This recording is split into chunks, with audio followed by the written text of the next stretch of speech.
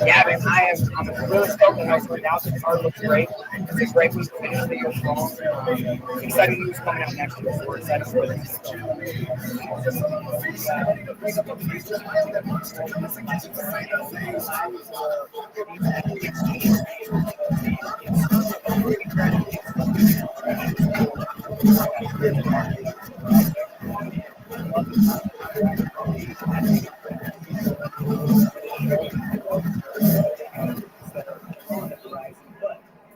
All right, thank you for your patience.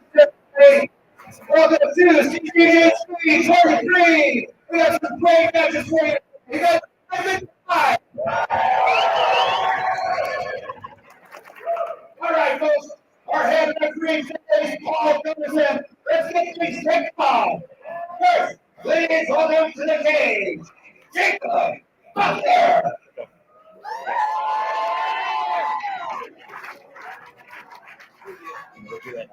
And making his way to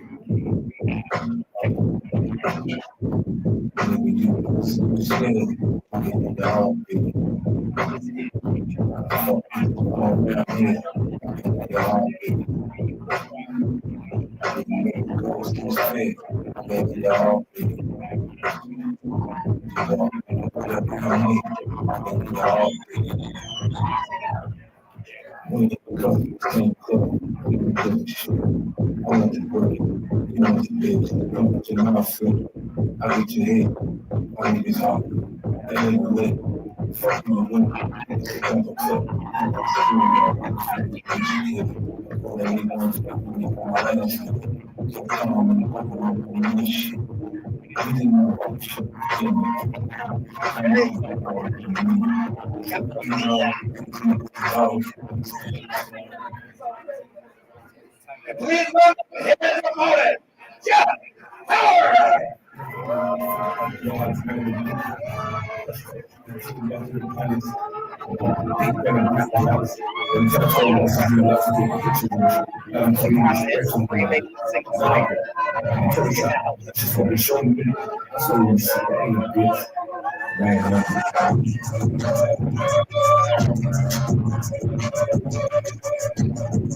Our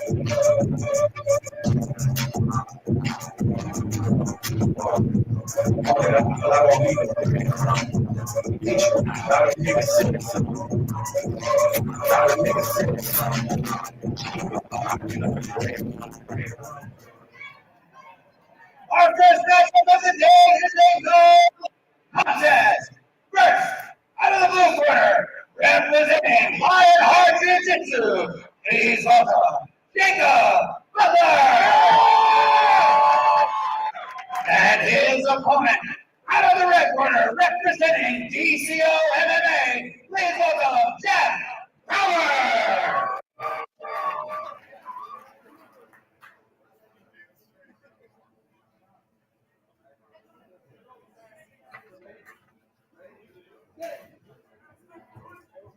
And getting underway with the action here. C23.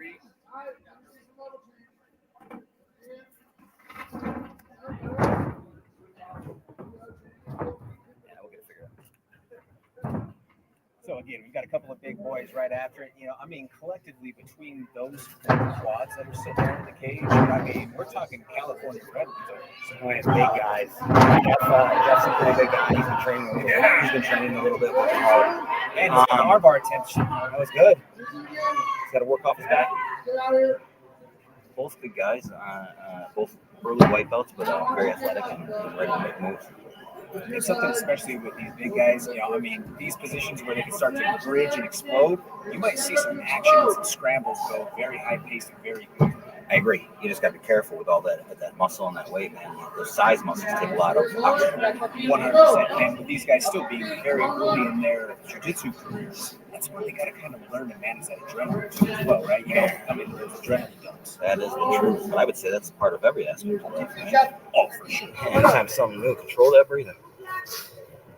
Controlling the breathing, being able to manage the efficiency and the output, if you will. You know, sometimes this is early on in competition, you kind of revert back to some of those early tendencies of you squeeze, you white knuckle everything, if you will, and you just burn through a little bit more energy and stamina than you would have otherwise in the training room. Could be the same exact person, could be the same exact guy that you're going against, but just because it's in a competition format, it escalates things a little bit, right? Yes. Even if it's just on the CNS. Well, everything's a little more serious. It's a little more real. Right? I mean, and the truth is, like in the sparring, we're taking care of each other, but we're working very hard. When you get into this cage, like those go out the window. Those rules and that care goes out the window. Absolutely. Even just simple little things in terms of hey, might be grinding that blade in the forearm a little bit more. Something that you don't necessarily do in the training room, but a good back right going on right now from Jacob Butler. Now, if you're Jeff right now, how are you looking to get out of this front headlock? You know, in fairness, I think I when I was closer to the cage, I would use the cage as a friend, allowed it to help me out.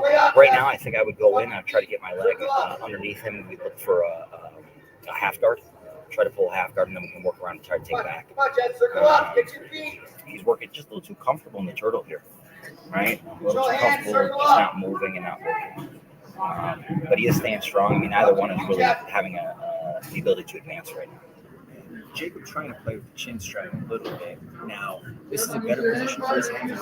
Just that with his arms training a little bit over. That was a pretty low switch there. Jeff, you potentially start to look for a peek out from here. Yeah, I mean, right there, looking for a burst of power, right? I mean, that's when we're talking about those scrambles, right? He's got to burst up when he has the opening. But if we were to this position, he's keeping the weight into Jeff's hands. So the only action that Jeff has, he has to start to pop himself up, which is then going to allow for Jacob to start to his next game. Yeah, absolutely. Yeah, I mean, Come on, Jacob! And a little over still trying to jump back, and now a reversal of position. We got Jacob on top. yeah, I mean, this is great. Let's see if he can hold as much dominance as what Butler had early on. From half guard right now, cross face. Now, with the shoulder blade scraping a little bit up against the fence for Jacob Butler, he does potentially have the opportunity to get that left hand on the mat, depending on how tight that leg lace is in the half guard. That would be his best route to start to get to his feet. I'm not sure if he would rather just try to reconnect the guard or get back to the feet the I situation. mean, in this situation, I would say you should go back to his feet because if Jeff was a little more heads up, you should grab his arm and try to lay him down a little bit, right? Just gently lay him down and see if you can get a top control position. Taking the post, right? Yeah, agreed. Most guys not doing it, however. I've been in the mat with Jeff. He works hard. He's a big guy, very strong. Come on.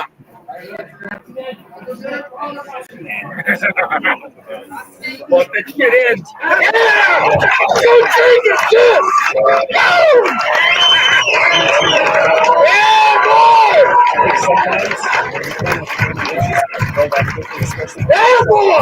It doesn't always even need for that guillotine to keep coming back. You just be afraid.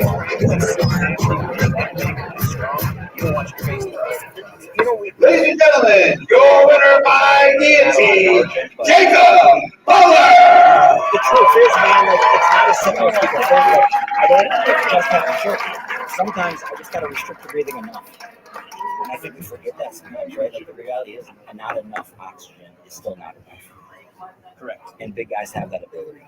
And then one thing that I think is also something that we have to take into account here, sometimes some of these strokes or strangles, they come based off of the exhaustion factor too. It might not be something that's completely locked in, or maybe it's not necessarily to say full on panic, but you're already tired and the first little defense that you have, the first thing you All right, folks, give it up one more time for our first competitor of the day.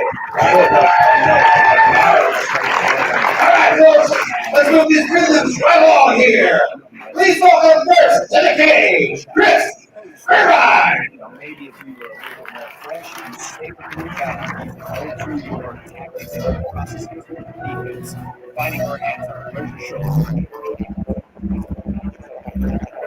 But if you're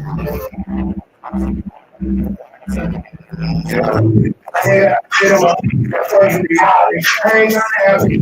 I know we fuck with the rebel, but I gotta rock it. Nothing crazy. I didn't want to be with Robbie, can't be out of overseas, got it.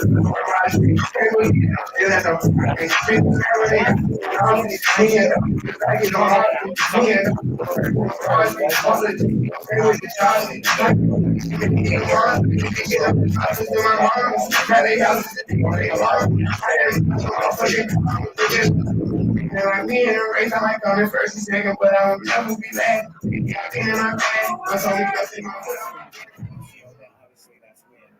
Please welcome his opponent, Dylan Red.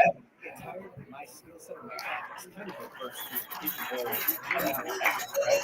So in the goal of training through long-term measure, building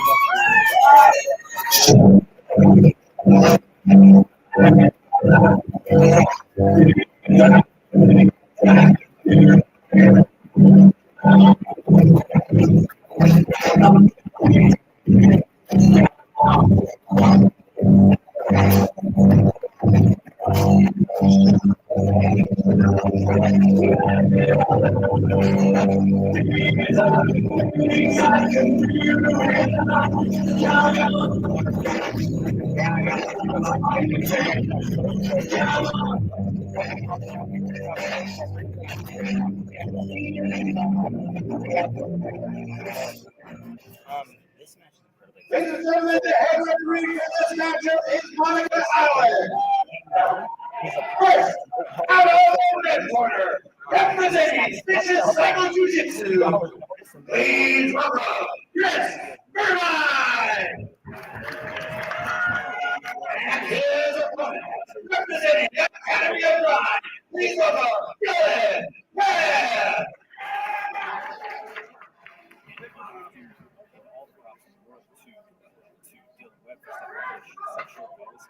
the guy who came here ready to scrap with Vicious Cycle Jiu-Jitsu and Chris Irvine. Yeah, this cycle we go up there to actually crush with them a bit. Good group of guys, man. A lot of good wrestlers. High activity. Jake's spots from there, and he applied for the default fighter. I'm looking forward. I hope he gets on. He's a good kid, good 135. Certainly. And Jason, it's his match, unfortunately, hurt his elbow. That's right. Yeah, not looking good too. I talked to Anthony. Said it's just surgery, not 100% yet. I'm hoping that's not what we have.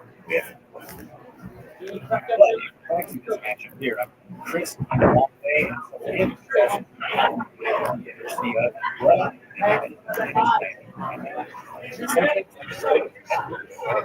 someone like him who does have competition experience, he's got a set of injuries, so he's no shame. He just fought recently, if I'm not mistaken, Garcia. His first MMA fight, he actually, I got to give it to him. We were there, we were out there for some of our fights, and he looked great. He looked patient. Oh, you're good.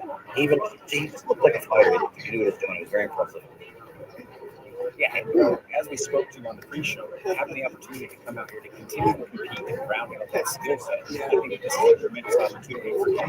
And then also, on the mental side of it, he gets to deal with university and figure out some of those knowledge nods from hey, I didn't know, but the last couple of hours when we finally got something, might not be the body type, it might not be the style, it might not be anything that we are very cool, but we have a name, and we got to go out there to the line and give it our best. You know, it's interesting, right? Because as you get better, you get in higher places. You have more time to prepare for the fight, right? But the experience that you are offered sometimes by just taking a fight is incredible. It pays dividends. From top half guard here. I like his pressure. He's crawling around. I'd like to see him settling down here and possibly start running or something.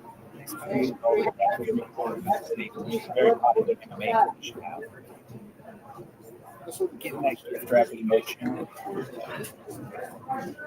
Now, if you look at what Kelops is, the older the hell intentionally, the less he can really start to wrangle a man. Well, yeah.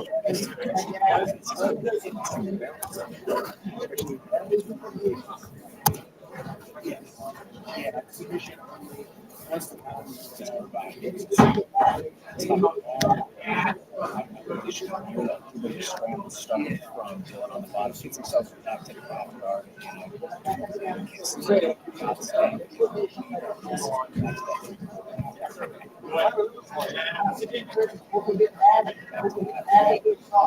Going on right now is still trying to rock the boat. I like Dylan. I've been on the show a few times. Good kid. He works very hard. Oh, when he gets out back there with that deep half, now he's going to be able to use it to try to leverage. If he wants to go electric chair, he's going to have to get that right leg thinking forward and that's yeah, it's almost like after a broken armbar. Oh, that leg though.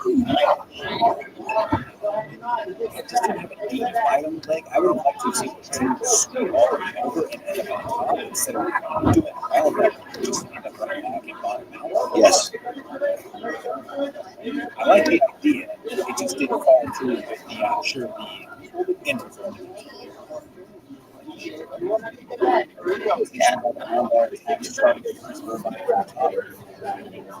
would like to see him a little tighter on that shoulder and really turn that leg. But he is controlling now. He's still controlling the position, not losing position.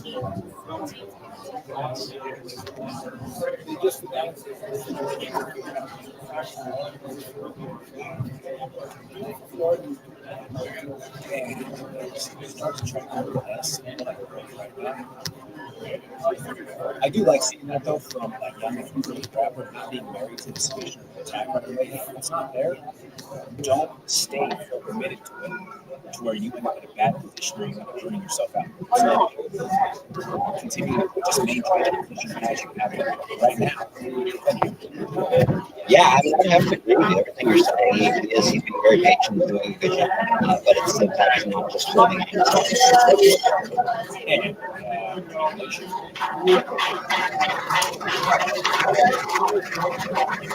just stay right on top.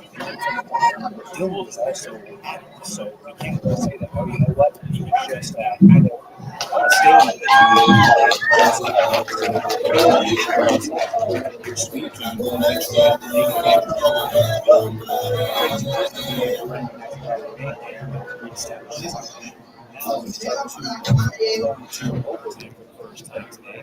See, we talked to people a little bit about how here at CJJC. Yeah, so in every time we do it's almost like a minute for finish. The first person gets back for 1 minute, and gets to try to advance. They get well positioned with 2 hooks in. They go for 1 minute, and the next person goes. Overtime does not count towards the decision at all, right? So you're only basing the decision on the actual match itself, unless they're able to land a sub in overtime and actually finish. Very well said there. And now, just as we just saw this game, I don't like his legs being cross-trained here. Agreed. If you're going to go body out, hey, you can dangle that leg out if you're body trying to go all the way in, but if you're just crossing right where the ankles, you can potentially have a severe injury that is not going to be fun for everyone. Broken ankle, man. Those are all. There from doing as well as dribbling the back on the top and guard. Final seconds of this I'm just going to see what Irvine does when he gets the bad right. Is he going to attack, or is he going to play it slow so he can engage in the crowd? It'd be interesting to see what the kids say is extended.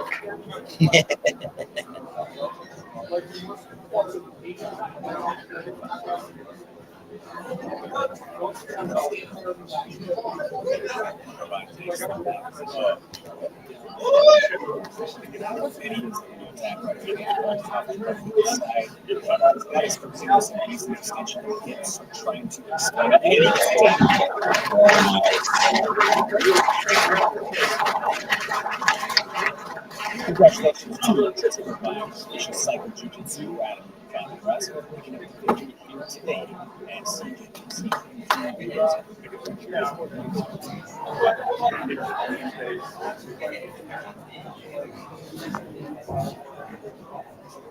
Ladies and gentlemen, your winner in overtime, Chris Irvine.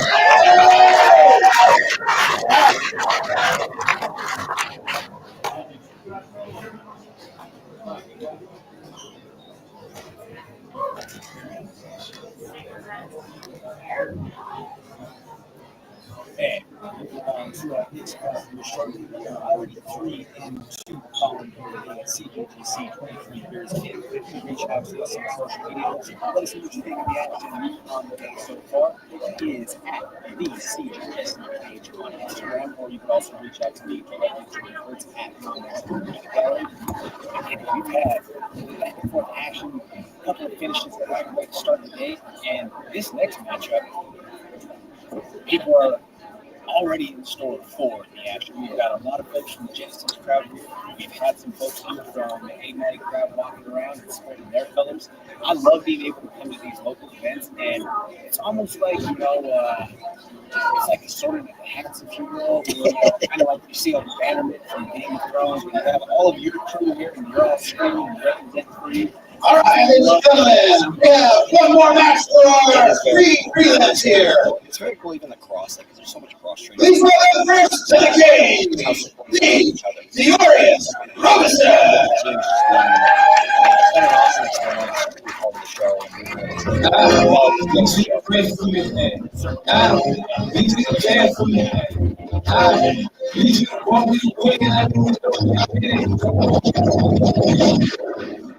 Newer guy. He's been training a little bit. Very good wrestler. It's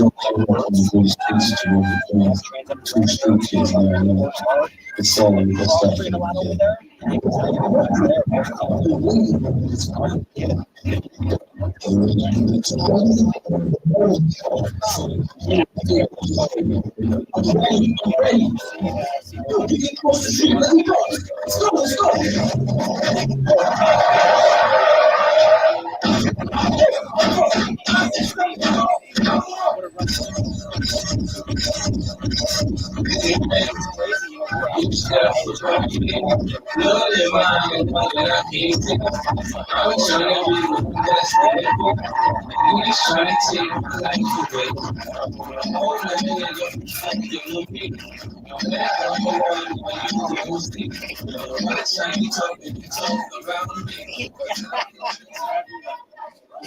Please welcome his opponent, Michael Silva.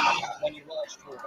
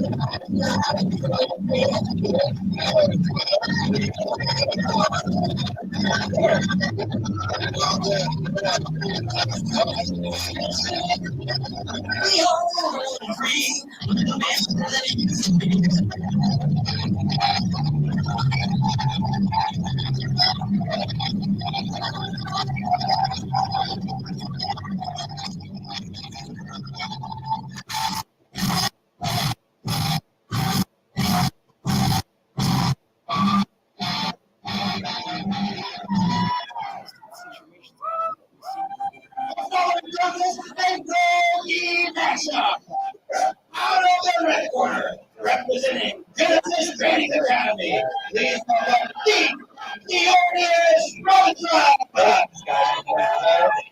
And his opponent, representing Abraham, please welcome Michael Epic Stella.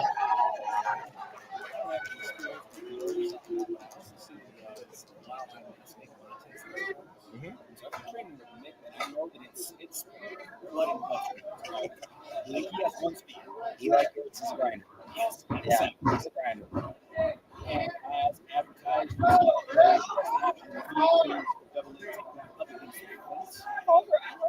think that Silva was engaged, right? He's making the smart moves, especially with the weapon. certainly he's trying to work out. Yeah. Now, just by optics of it, he's dealing with an athletic disadvantage. Sure. So he's going to have to rely on tools and tactics to be able to. And did a great job. Middle there. I feel like he knows about jiu-jitsu. Yeah. I mean, the movements that we're seeing him trying to recollect his body, trying to start performing like that does go exactly what you said. Yes. It's but going up against the wrestler, going up against the guy who is just a bull, and you only have 5 minutes to work. Sometimes it's that bull while he is fresh and he is right out of the chutes. That's bodacious, right? Yeah. That's to be moving forward. Whoever comes from. No, you're right. I mean, we're seeing a match that is really a wrestler versus jiu-jitsu competition. And you have the wrestler formulate right now.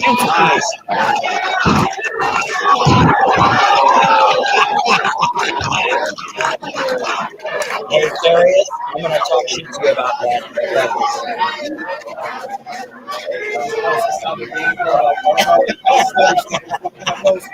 Gotta commit, baby.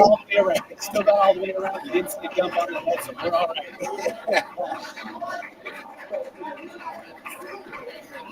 Look at how awkward that one was.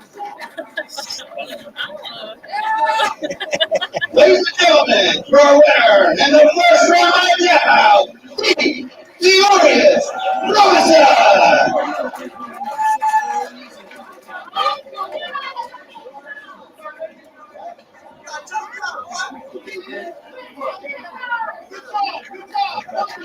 Disagreement about how things are going.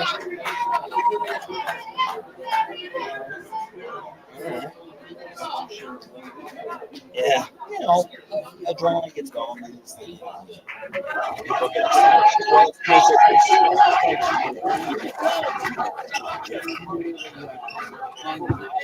Side of things remaining. I didn't see any of the competition. We also don't know, hey, was there some chirping going on between them? Which, I mean, hey, we've all seen there where there's whispers of sweet people saying about chirping. Who knows what it may be? One way or the other, you know that there was a little bit of discontent there coming from Silva and the other Robinson. Oh, definitely. Good match. Yeah, I mean, I think you hit it on that. I mean, there is a little bit of athleticism in his wrestling. And that's a very popular trope, especially because that is exactly yes. And I also believe this is such a good wrestling getting into the social games is to see that you can stall, that your intention is stall, that you can play. All right, ladies and gentlemen, Moving on from the early prelims to the prelims. You start scoring late. Remember, as a day wrestling or that fighter mentality, you have For our next match, please welcome to the stage, Charlize.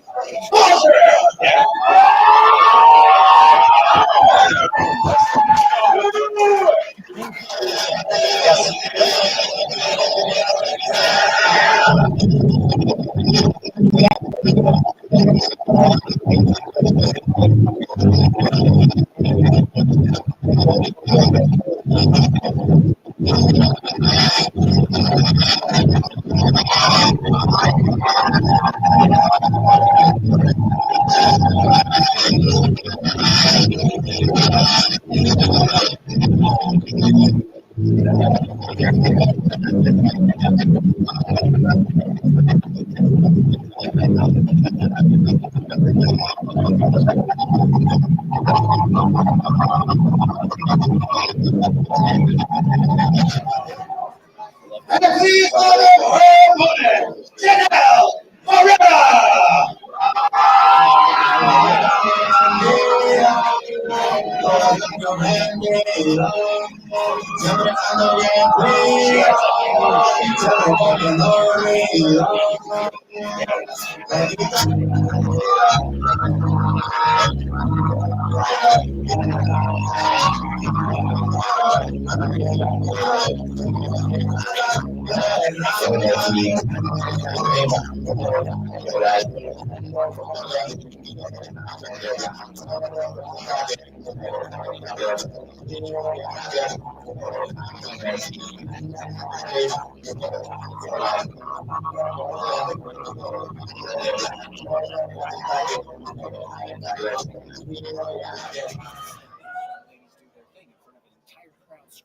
The following match is a key contest. First, out of the red corner, representing Wargo Intermission, please welcome Charlize, Lady Like Culture. And her opponent, representing Jamen, please welcome Janelle.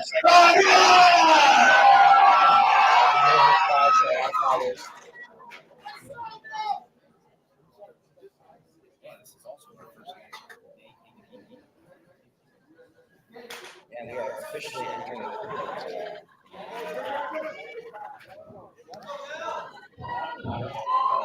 Yeah. We'll go very quickly. She looked like she was trying to set up an arm bar in secure position.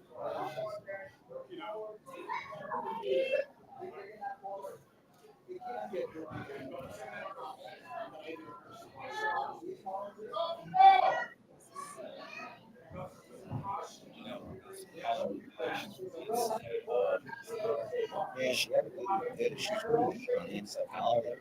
You should see when she turns over, she might go advance that good. Still a little loose. They can steer a little string tight and do that a bit.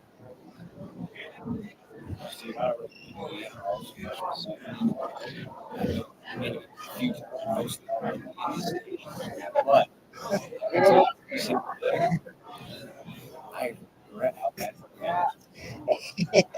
I walk, it looked like, you see a cartoon that snaps fingers, Yes. and like individual fingers look like they're throwing up getting signs. That's how my fingers feel every time I personally like eating, and I have a lot of history, but my reason being is right. I explained to them we have a lot of guys that are very serious about their life and fighting to make it progress. And I explained to them, man, like if you're here for school anyway, you might as well get a degree. You can go anywhere now, and you're, and so they but I absolutely understand.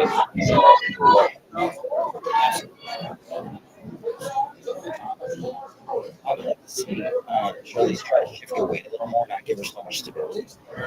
Yeah, I feel like Janelle's able to just feel stable.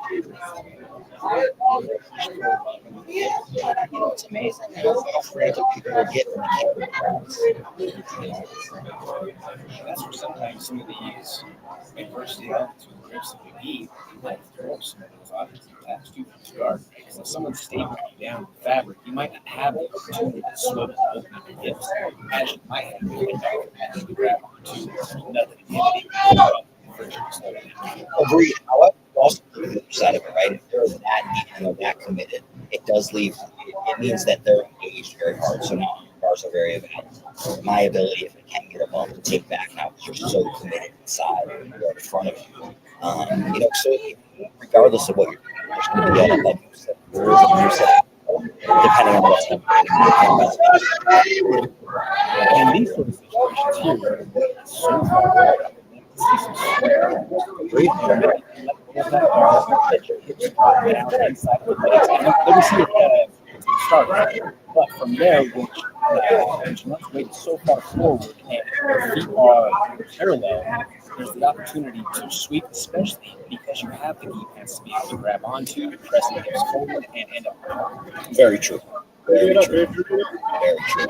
With this match in particular, we did no subs from the waist down. That was requested by both athletes' coaches. Which is, I believe, a great move to make for these young ladies.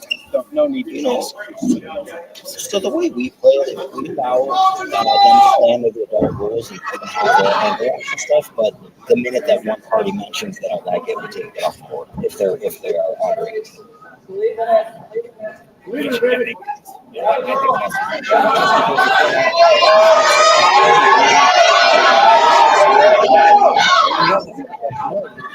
She's actually easy. She can turn within it. She could land here. And I think she's done it.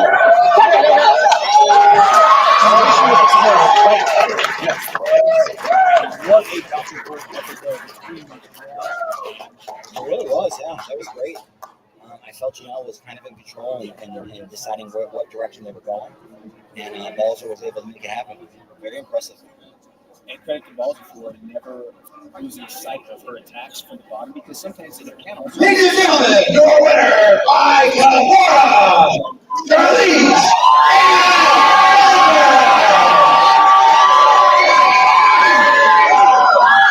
I know for me in particular. How about one more round of applause for both these competitors? I almost forgot about subs and I'm just like, I almost reset. So my purple belt was tough for me. It was a long time of just transitioning and getting out of my own head and making sure that the truth is we're using jiu-jitsu, right? It's in a lot of ways it's almost easy to make a purple belt just by being good. All right, ladies and gentlemen. But as a brown and black, Moving on to our main cards. Please welcome first to the cage, Kurt Loggy.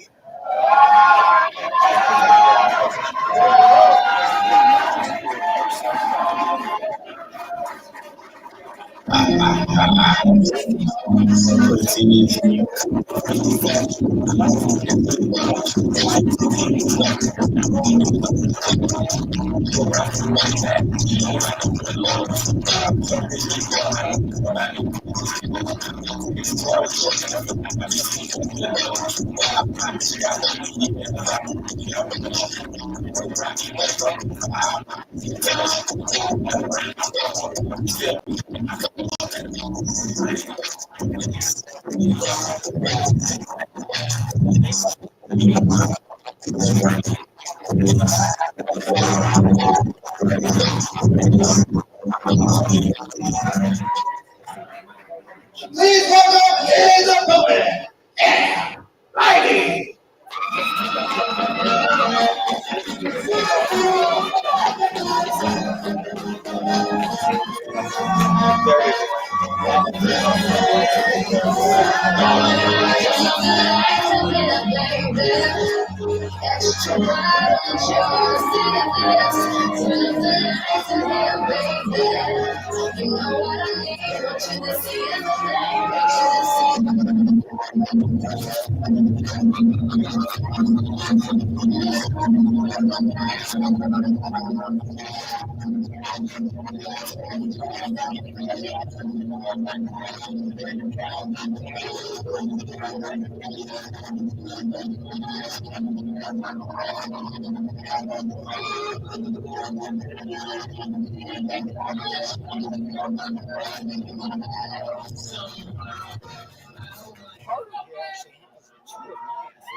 The following jiu-jitsu match is sponsored by Abigail Sports Cafe. First, out of the red corner, representing Eastern Training Center Arvada, Please welcome Carter Lucky. And his opponent, representing Pocket Street Kickers, please welcome Cam Ivy.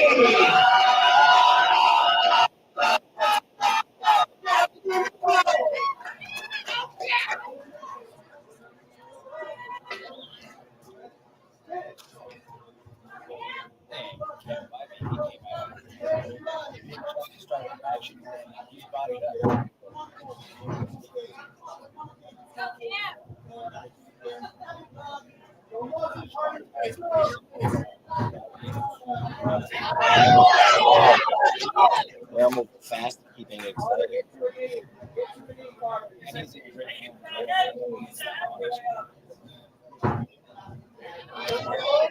Yeah, Isaiah Wright and his wife, they actually had a kid recently.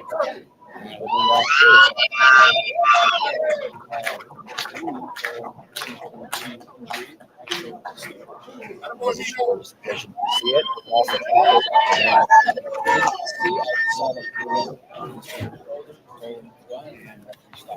I didn't see it was off of the impact or it was on the transition. that's why we wait for them. Could be that impact. We've seen it. It's tough. It's your phone.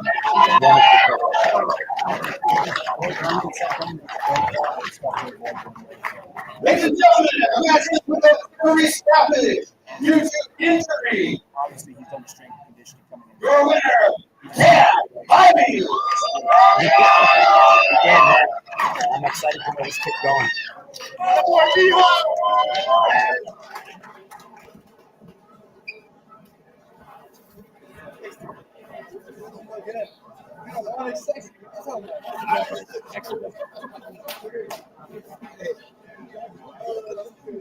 These guys are fighting each other. They're not fighting back here.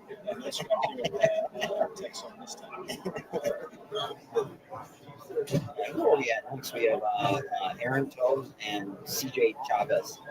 CJ is actually one of Theria's training partners. He's also one of his best friends. They're actually dating sisters. CJ trained with Genesis. Aaron trains at Renegade Jiu-Jitsu.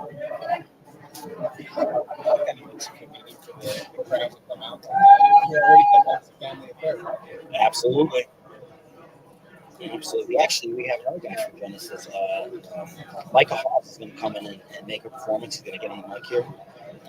Somebody that we train with as well. He's got to be close to getting involved. He has been doing awesome, and I'm excited to see how far Micah's going to go. Okay, ladies and gentlemen, let's get the next match going here. Please welcome to the cage, Charlize.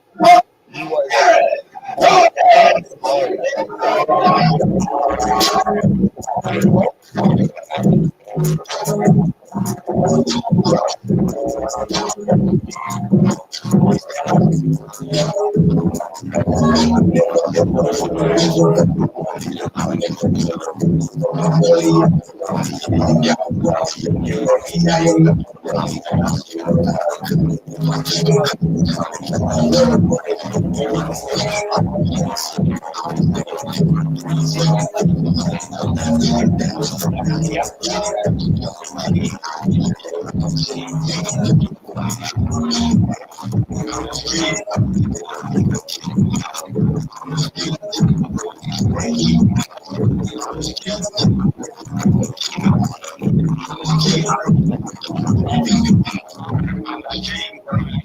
learning. She has to focus.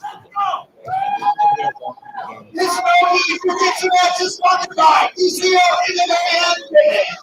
First, out of the red corner, representing Genesis Training Center, please welcome Espartano, Charlize, Jamen.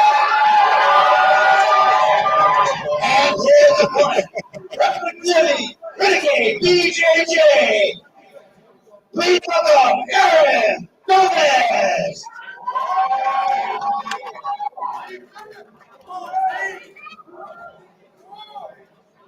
You know, Aaron told us this kid has come to every single one of our shows. Just in here and he's training on the mats often. Finally was able to get him on. Excited to see what he does.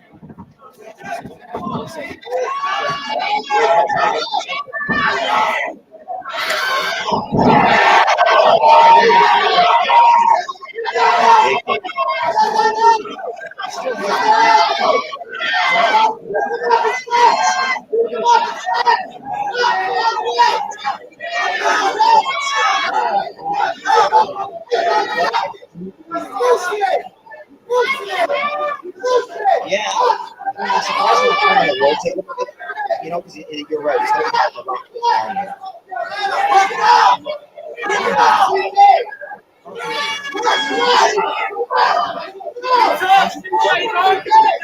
Give him more legs.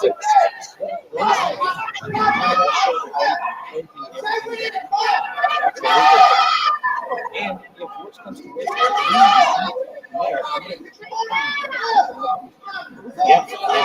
the reality is. And he's holding on to something that I don't think we're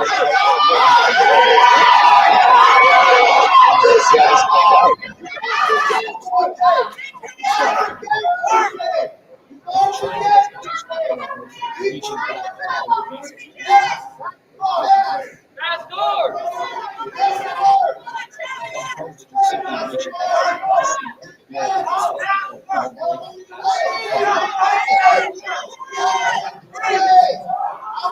Job is he has some high school wrestling. Again, we cross-trained him as well. Has a lot of wrestling. He's a pretty strict, pretty quick. He's been learning jiu-jitsu. It's been a while he's been training, so he's been working hard. He also is undergirls.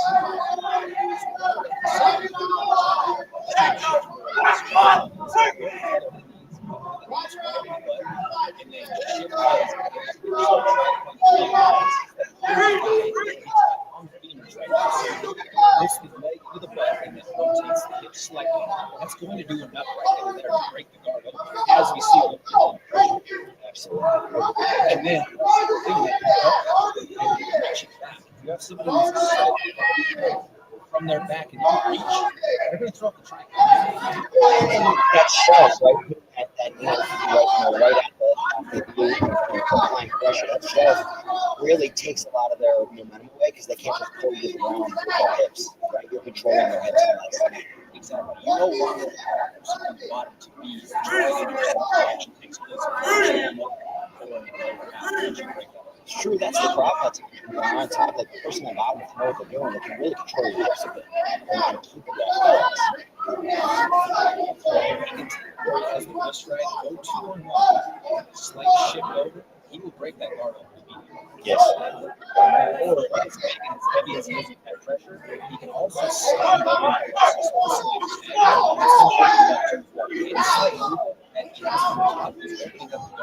yes. Right.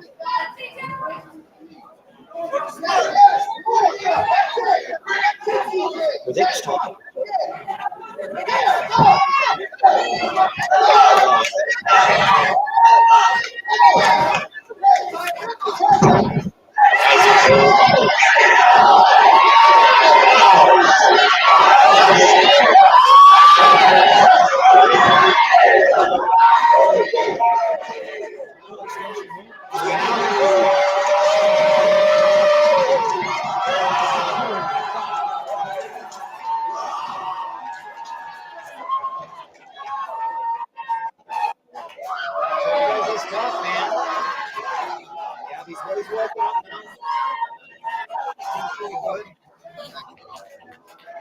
Ladies and gentlemen,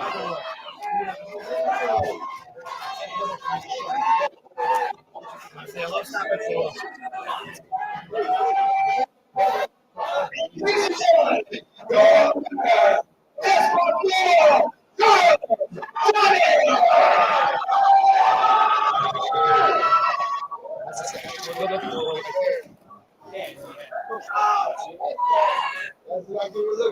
Sleep. Sleep aggression. This is you said right there. Peer pressure all the way. It's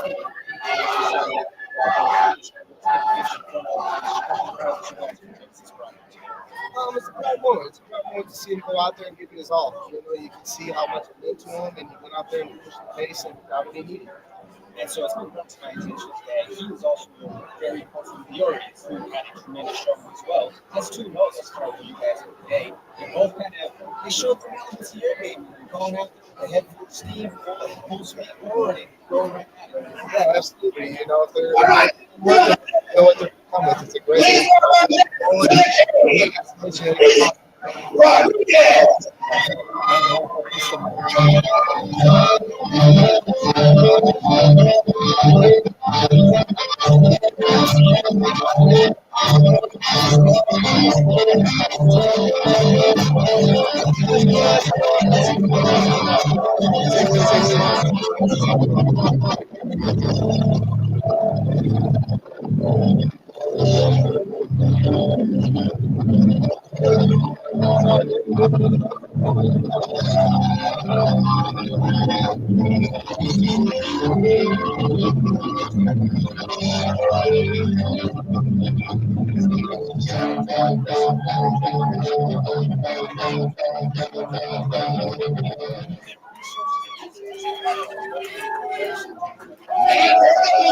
Please welcome Kristen.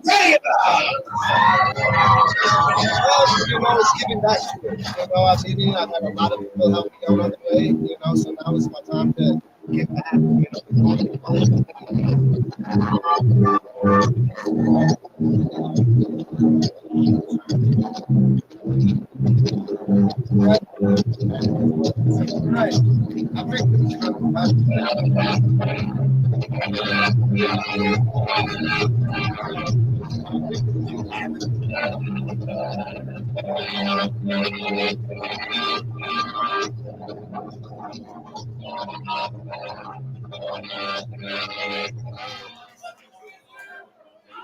This rookie jiu-jitsu match is sponsored by Baller Photography.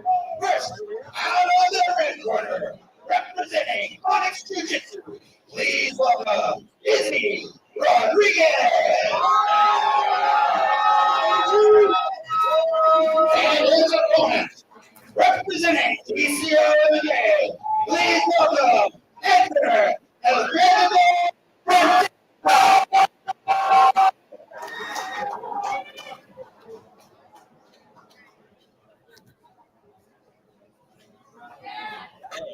Getting after it now for a 150-pound no-time matchup. Take it on. Izzy Rodriguez from Onyx.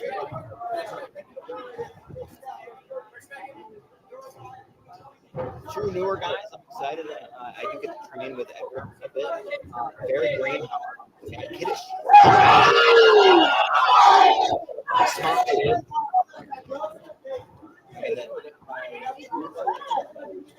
yeah, it was a great throw, but nothing had happened from this problem. You know, at least for him. For Edgar, fortunately, he was able to get up and get right back in the mix. You know, when you're looking at this and you see the taller fight, right? The taller athlete, what goes through your head? Gotta get some. Okay. If I'm allowing him to get a especially this is grappling, right? Like we're on top of fighting. So I need to one way or the other to get That is fair. I mean, you gotta get your hands on it. Exactly. I get my hands on them one way or the other. You know, if it's a bumper, depending on what their approach is, if it's standing position, if they're reaching an arm out, I'm probably going to try to go take a risk to try to get a good drag from each. If that doesn't work with anything, I'm changing those levels slightly to start to work to the snap down series and tie up a little bit and tie the corners where I'm more comfortable. Get into a tie up where I have control of the head, maybe start to work a little bit of manipulation, snapping down the head, it's that kind of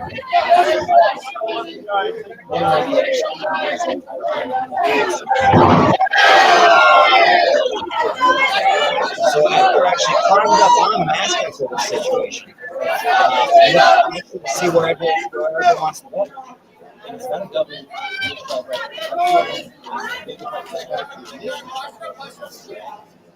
I let go by breaking the head down and not allowing that spine. Oh, the triangle! In fairness, it's great triangle.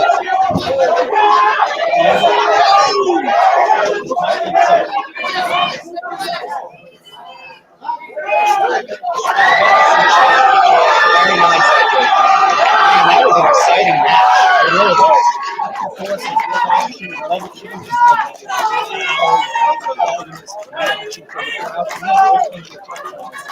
Yeah. Very nice. 17 years old. Right coach, 17 years old. Yeah, he just turned 17. And a good kid. Ladies and gentlemen, your winner by drawing the check.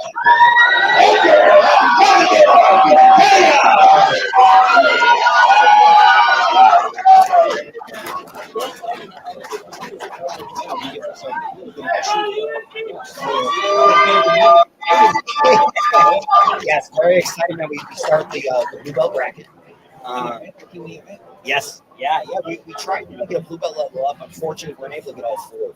We were able to get 2, and then we had 2 others that were kind of on the cusp. So their coach said they could do a tournament, but they just weren't quite ready to be up. Zack, Lindsay is here. I'm excited. That is my guy, somebody that I work with on a daily basis. The progress that he continues to make is just awesome. It's crazy. Very good. Zack Lindsay's in the mix. You have the leg lock specialist, the way that Robert Taylor is going to have Nico Radish's camp to make fresh off of leg lock over there for the 10th client partner. You have Jamen, we've already spoken to the level of games that they have out there. Ladies and gentlemen, the next matchup is part of our blue belt tournament sponsored by CJJC. Please welcome first to the game, Anthony Delgado. Yes, really good.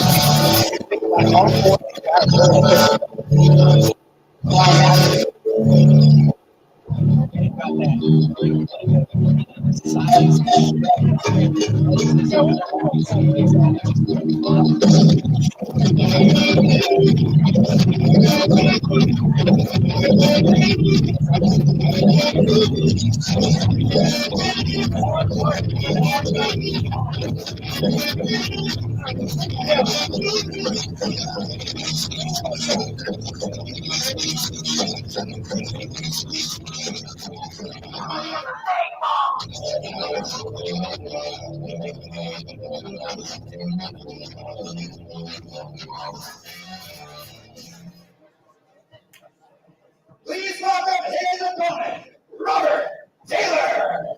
This is Robert Taylor. You're just talking about leg lock specialist.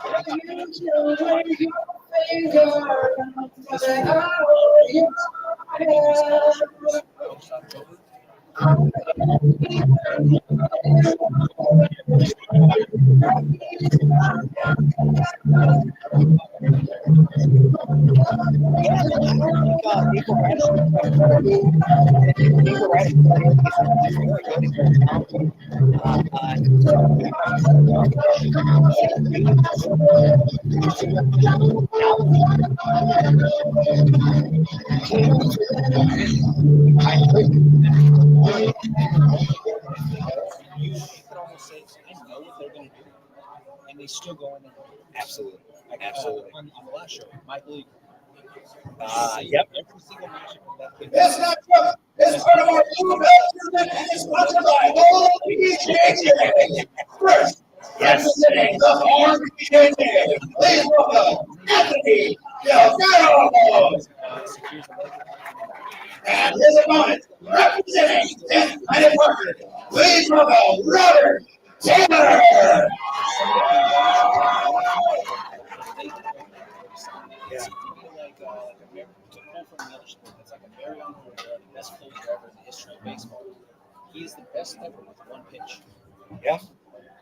Specialist. One thing that's coming. And you stop it. And they're right after here to start off the action up against the cage. You have Delgado pressing the action. This is the drop.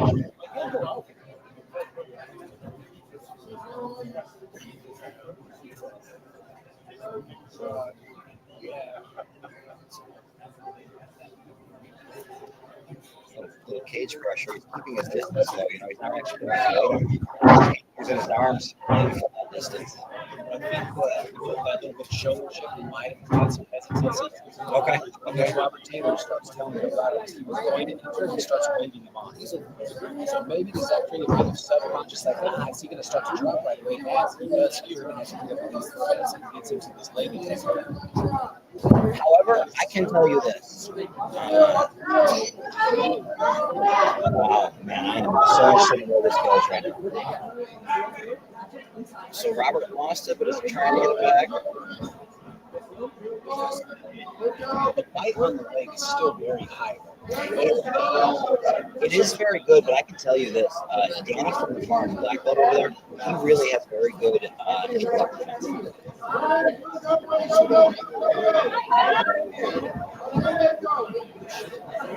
Great back takeoff. Good conversion with Delgado. Interested to see if he can get his legs out and clear some space for himself. I still know so far from Taylor is the way he's able to bite with his fingers. Agreed. Because if he doesn't have that type of bite, if you go with that finger, and he did get swept up, they're about to bring him able to bend off of the track stars now. In fairness, Delgado had the wrestler block today and arm behind the back.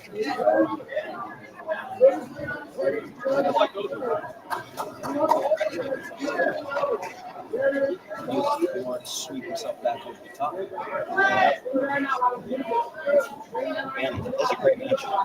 Fresh off an AC separation, we touching almost the base of his neck. That made me cringe. Man, he handled it like a boss. Now he's waiting sometimes with these jiu-jitsu guys, especially the young ones. Longer. He's longer than him. You know, you see that a lot often. But we're right back to the T-lock here. It is, and I think at times I don't think this is enough, right? Because sometimes it's not for the sub, it's for the grip itself. Correct. You can use it for so many things. You can sweep. You can use it just to maybe get yourself a minute to collect. And sometimes it's all you need. Look at what happened in the Balzer match, right? She just needed some time to grasp what was happening. Exactly. You can use it to take it back. There's so many different utilities that you can have. Oh, 100%. I'm interested to see if they go back to standing or are they going to play the game here. Oh, we got that. There you go.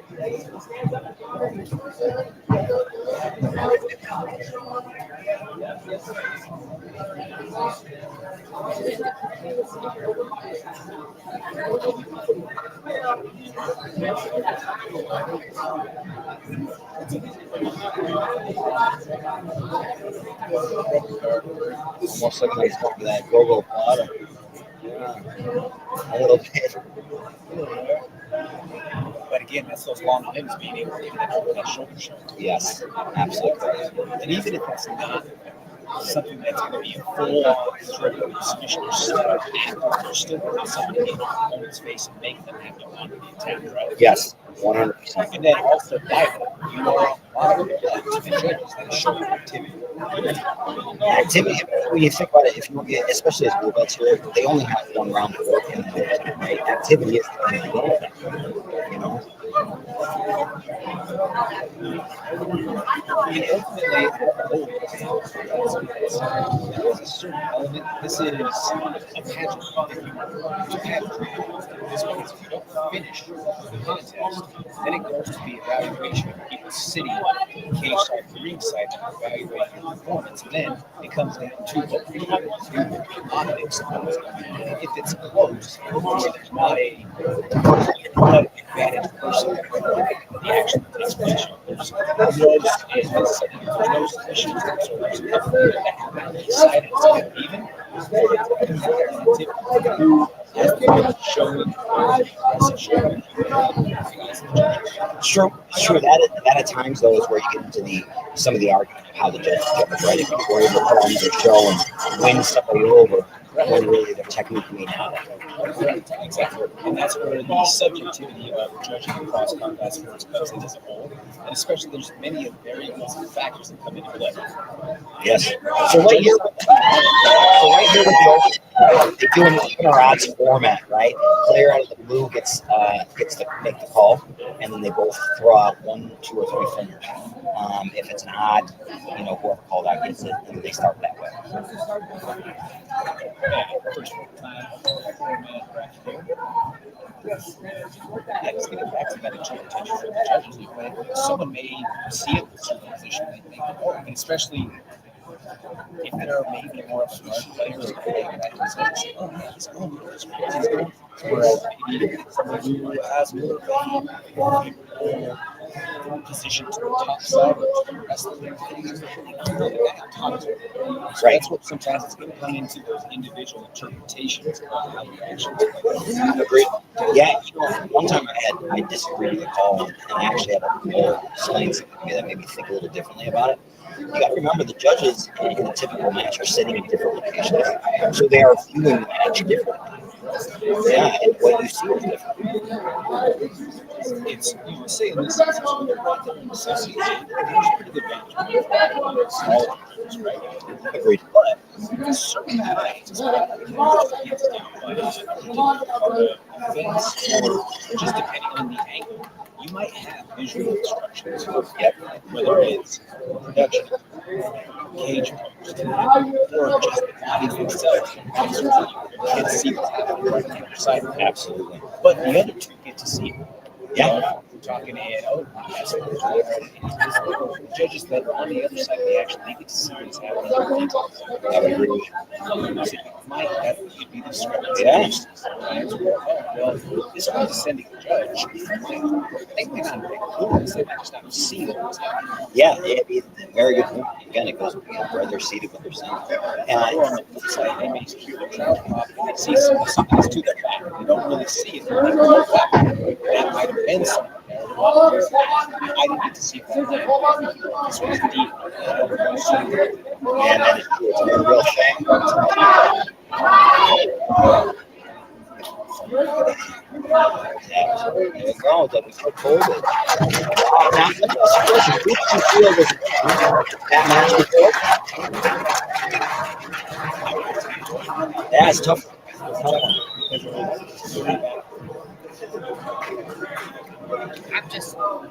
It's a split. All right, I will remake it. Ladies and gentlemen, your winner in overtime, Robert Taylor. Excuse me, Anthony Delgado.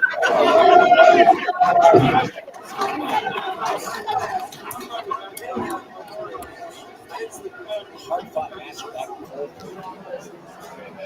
Again, that kind of comes down to your interpretation. There wasn't a ton of. There were some entries from the bottom right. There were some entries and there were some attacks, but at time attacks are more defense than actual attacks. I would offer to you that the most serious submission attempted regulation was the floor. Agreed. I would agree with that. But I would also say that overall, a lot of activity from Taylor.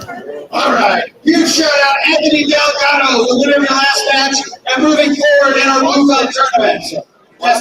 Just so everyone's clear. All right, ladies and gentlemen, moving on to our next blue belt tournament match. Please welcome to the cage, Carlos Fajardo.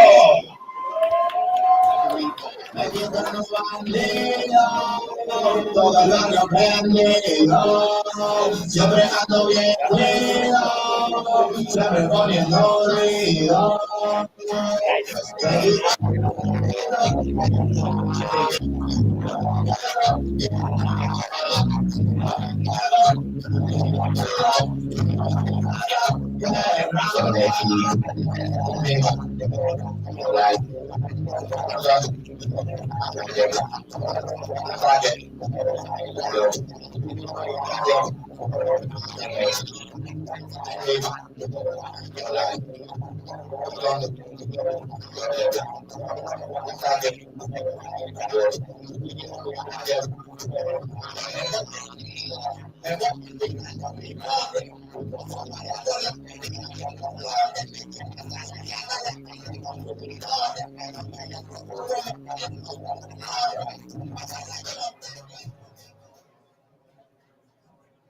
And please welcome his opponent, Zack, Lindsay.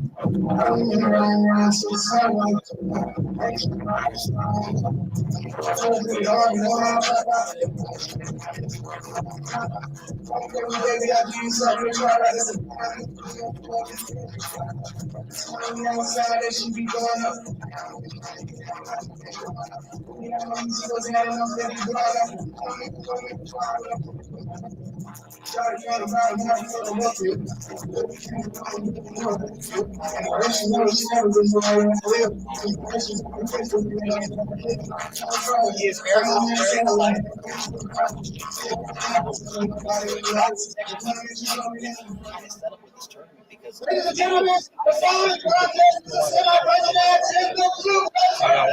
First, out of the red corner, representing Renegade CJJC, please welcome Carlos Reptile. And his opponent, representing PCO MMA, please welcome Zack, Cruz, Lindsay. Some of his grappling and athleticism and his wrestling, and he really wants to focus on jiu-jitsu. So I'm excited to see it here. Hopefully he doesn't, panic and go right back to that wrestling. That's kind of sometimes it's what we spoke to earlier on. When you get tired and start facing some of the adversity, you got to have potential. You're like, oh man, I need to just kind of get myself going. I need to go now because he just won me. It's a subconscious thought if they just scored, I need to score now.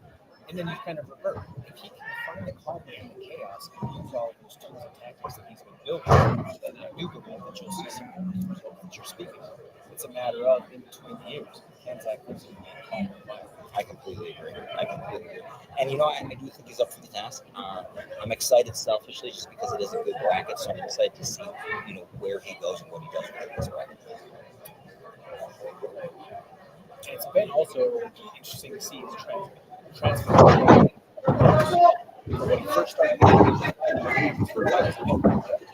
Yeah, 185, yeah. First couple of fights in middleweight, and then now he came all the way down to 165. So just He a little more streamlined. He has had 2 fights at 55 now. We when he came into the gym, we knew that we were going to hurt him lower, but I kind of took some of that old adage and let him do it over time. It also allowed him to see certain things. Down when he was at 85, he was realizing, I won this fight, so now who I have to fight, they're bigger. So he's like, I'll go down to 170. And then at 170, he was seeing that too. He's like, man, some of these guys are old. So at that 55, he's kind of the big guy. Right. Yeah. And that's just in some way, it's just him shedding some of that natural football. Oh, yes. I mean, I can see from the relational standpoint,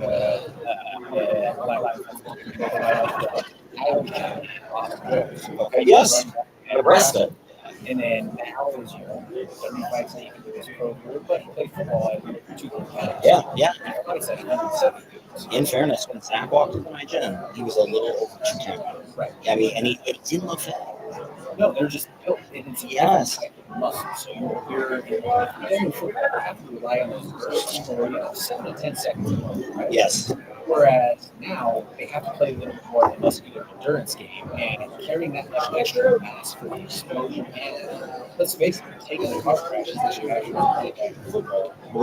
you now have to shed some of that mass so that you can allow for the body to be able to have enough oxygen to go around to your muscles. Absolutely. Carrying all of that extra size, that's a lot that you have to provide oxygen for. And if you're not somebody who's just a wake up like this, if you will, type of bag, and your natural set time is that big, it's going to be that much trouble, especially if you're someone who to put on that football mass or to have that size and strength, and you work for it, the calories in it, it means that you're going to have to. Wow, going for Ezekiel. Sorry to interrupt you. Yeah, hold that mount going for the Ezekiel.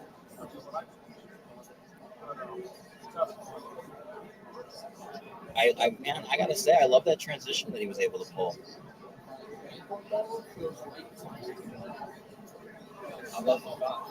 I love Ezekiel chokes. They're a mean choke. Something that's mean, a little bit aggressive on the final way. Even if it's just to yes, throwing that little bit of punch choke, putting the fist around the throat area, that's going to do enough at times to create the action that I need. Make them extra.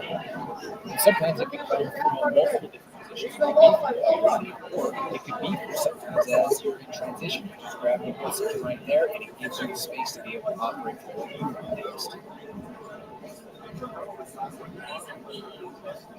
Zack keeps kind of applying pressure in that right across the neck, and he's very good at transition, not getting caught in that guard. I'm surprised that he hasn't really actually stopped and gone for that mother's milk right off of that Ezekiel. Yeah, it was kind of there, especially when you're talking about somebody who is athletic and strong and big for the weight class, that those kind of gimmicky submissions, for lack of a better term, tend to land. Arm is on the opposite side of the leg, so it's going to be tough to get but I love having the wrist control because that's going to set up a head. So here, I think he's going to go for the head and arm triangle. One of the things that we work with at the gym is that you can turn that key lock up at the head into a wrist lock. Yes. Yeah, and I think that's what he was going for. He just couldn't get the hand on the mat.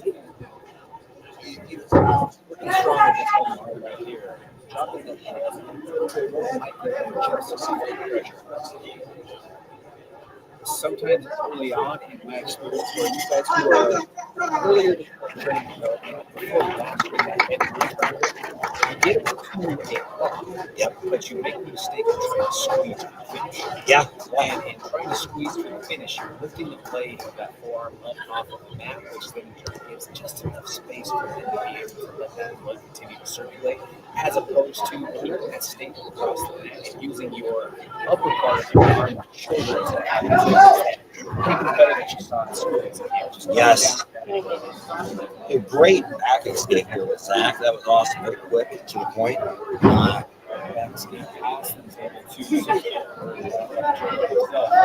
That's got to be something that's included. Oh, there's the choke. Looking for that rear naked choke.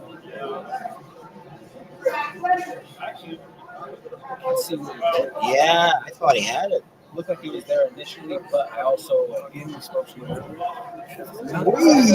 Wow.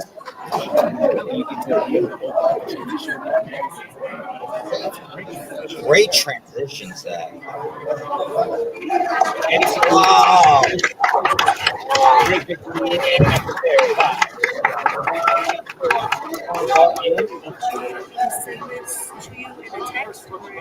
Send it. Just put on camera. It already is. All right, cool. Take care.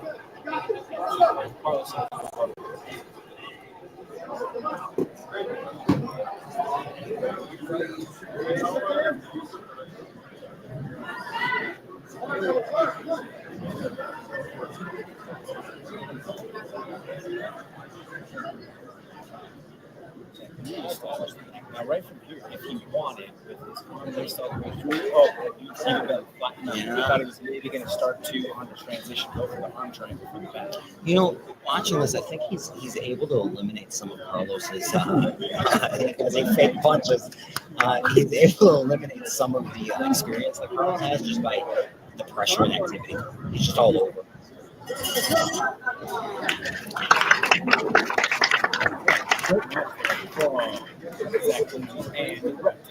fights for Wargo in the second semifinal.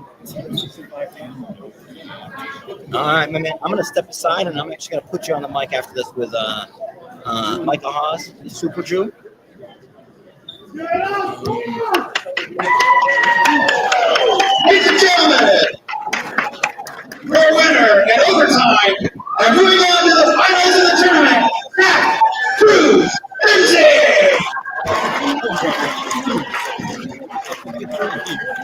The semifinal at CJJC. I'm joined now with special One more round of applause for those competitors. Hey man, I'm fantastic and I'm super proud to be here. It's been super awesome finishes. I love the competitive drivers. Please welcome to the cage. It's been an absolute blast. The slams, the submissions,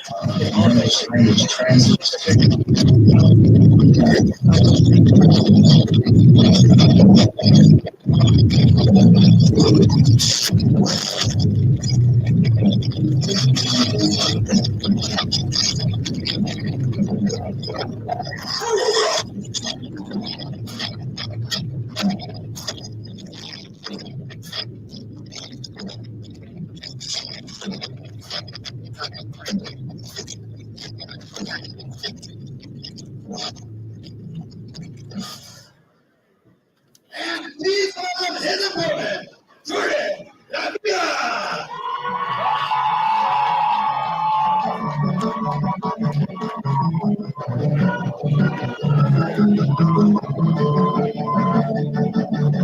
I might be too strong out of confidence, overdose on confidence. Started with together, talking saturated with chocolate. Looking at me like because we come from my hypothesis. Faded way too long, I'm floating in and out of consciousness, and they say I'm back. I agree with that. I just take my time with all this shit. I still believe in that. I had someone tell me I fell off. Who I need with that? And they wanna see me pick that up. Let I leave with that. I know I exaggerated things. Now I got it like that. So I'm happy in my purpose. I'm inspired by that.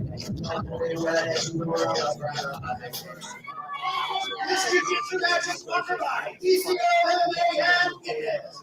First, out of the red corner, representing the RBJJ, please welcome Kristen, the Ninja Molina.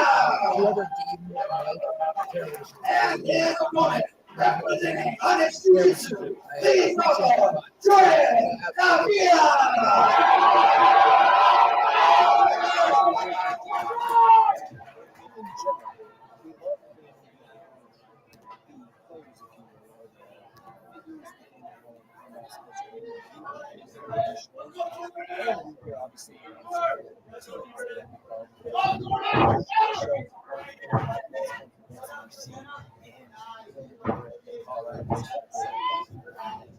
Yeah, absolutely. And, you know, I don't think we talked about that enough in Colorado, the amount of cross-training and cross-training.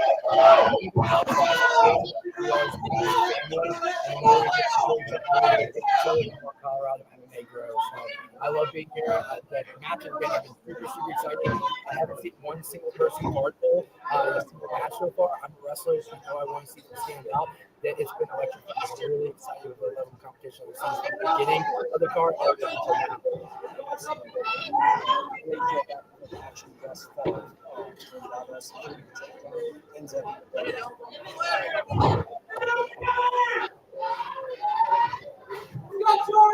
Yeah, and both these guys look like they're kind of built very similar, kind of long, lanky, beautiful. So It's really trying to see body just the momentum and leverage there. You saw very strong work in both.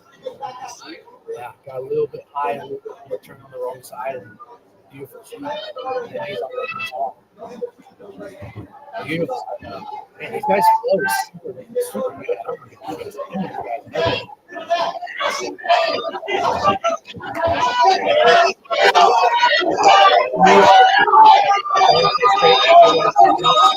You might train like attacking that ankle.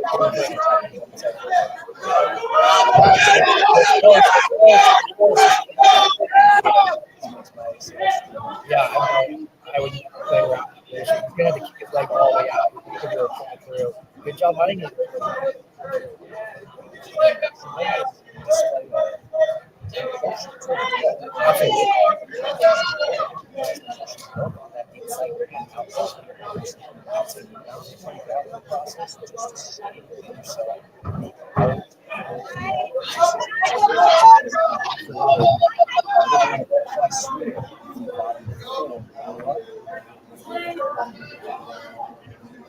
Both guys have top of the time. Both guys have transition, sweep each other as they competitive. So look for that ankle again. There you go, attacking the ankle.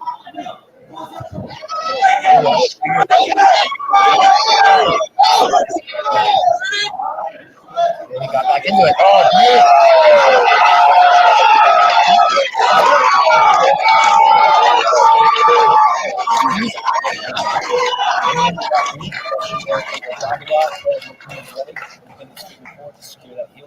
Impressive.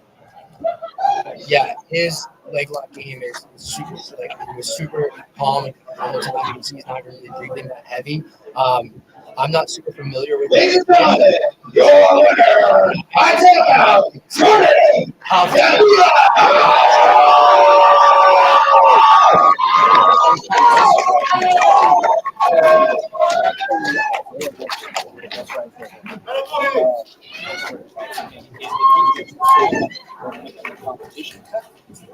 I can guarantee you they will be here.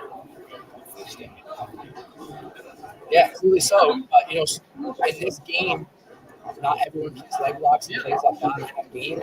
You can send an athlete in and believe he's 100% clear. If you go out there and instincts like that because he's not really in that position. And the top guy definitely looked familiar and knew what he was doing defensively, but Back up. he was super slick with his leg lock.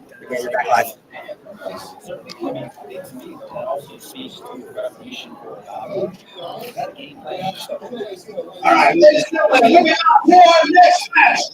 Please welcome to the cage, Brett Buxton.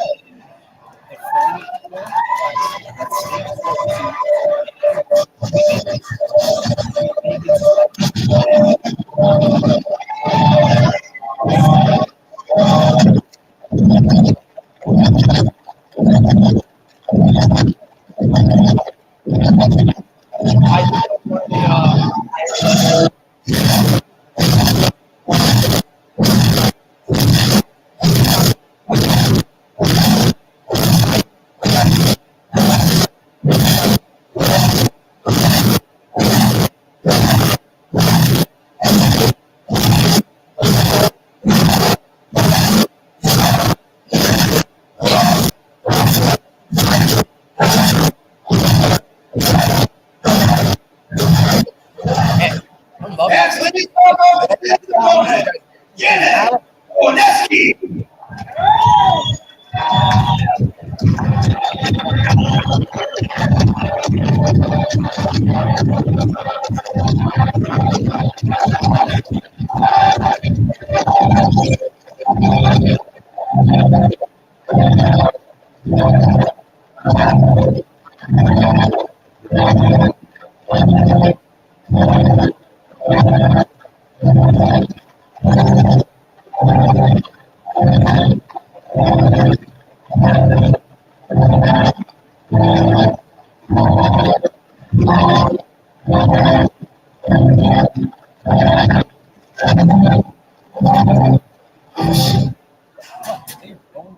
This no-key gets a match just by Abigail Sports Cafe.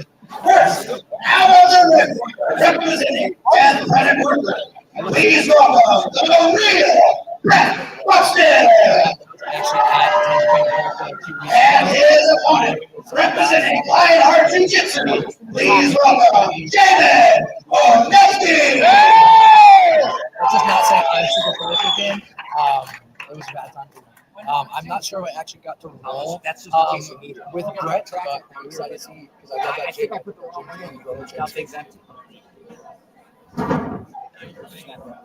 Yeah, very comfortable, flowy snap down. A lot of power behind it. Just instantaneously, you can tell he gets a great top end.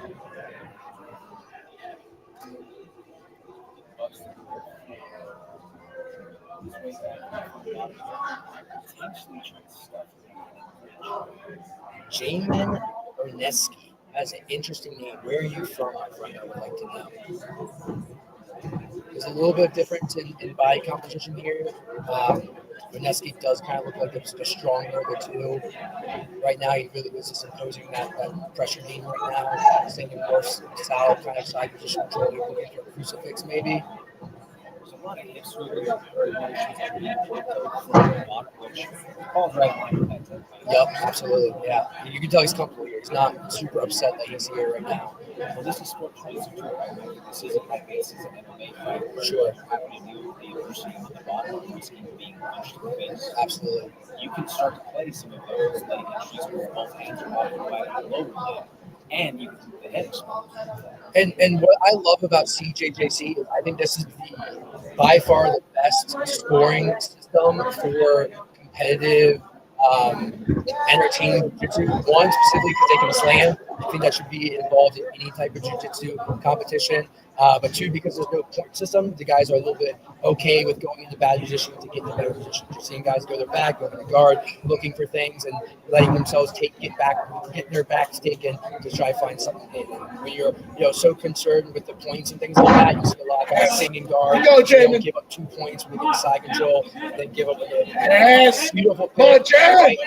Absolutely. This is what's important, what's in front of us. These guys are putting on display right now. Super athletic from Orneski.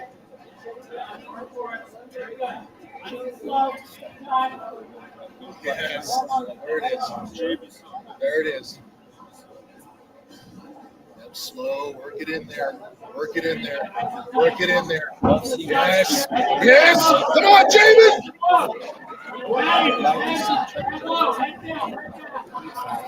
It looks like Jamen's coach was super confident in that position. It seems like that's a position that he likes a lot. So it was surprising how quickly Bond guys are. Oh, there's that dart. Oh, almost had.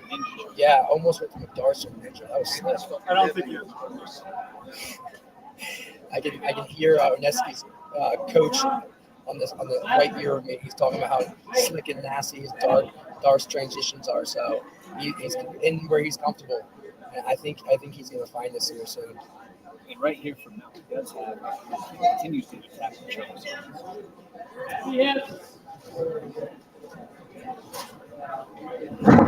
Oh, beautiful.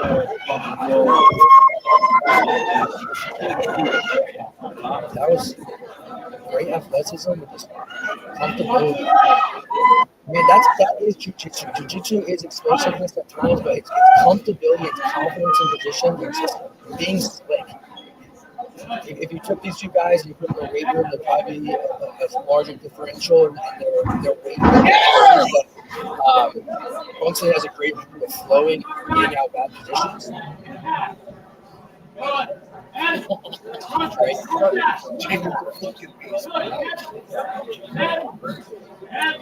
Now, Lionheart Jiu-Jitsu, where's that movie?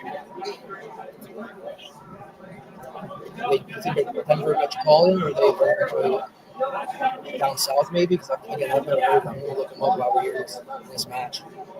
He wants it, Darcy. It's just sort of like he wants it. His Darcy is fucking deadly.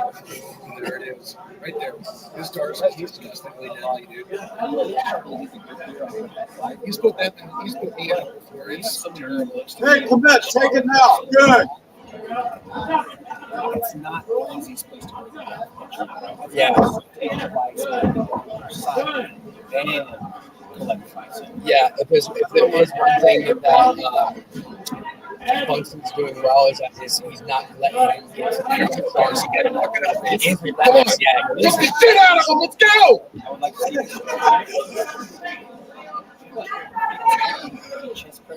Yep, he's a little tall. Oh, he's getting into I love that. Drive down. I think it's good. Wait, line.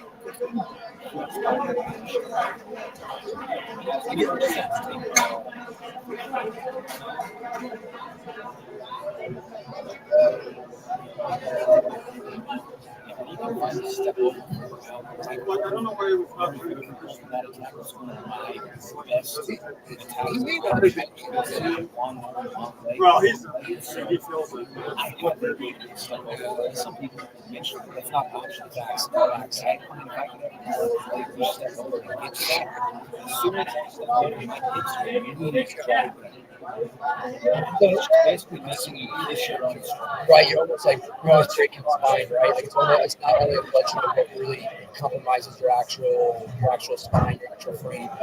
The one thing I gotta say about Brett is, although he hasn't been in a dominant position since the beginning of this match, and the other guy has been looking for submission, he is super hard to finish. And whenever I think he's got it. Oneski's getting close to finish, where we're seeing Brett look his best and get out, and usually reverse. So I'm not saying he's purposely getting himself in bad positions to get out, but I gotta say I give him a lot of props to being in a position like this, super deep. So there's this for fighting 5 or 6 deep submissions for the entire time. Go! Good. Got it, Jamie. No, absolutely not. Absolutely not. Defend, brother. You got it. Defense and regulation, as well as through majority until the final attack there in overtime. No, clearly he didn't want to be in those positions, but I want to find something to be happy about for him, and he does have a very good absolute defense. When he gets that absolute point, he doesn't quit on himself, and he is looking at his twister, and he has his tight around the hip at the moment. He's a little low, right? But twisters are some of my favorite things to work and see.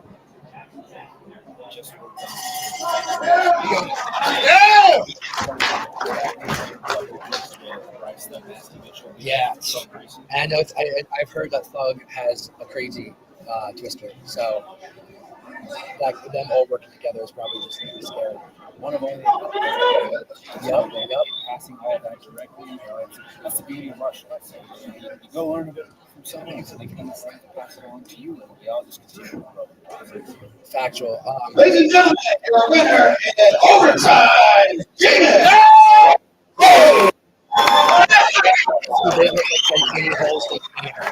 Top to bottom, really, really sharp, strong, athletic, smooth, confident. I didn't see anything that holds in this game there. Great match.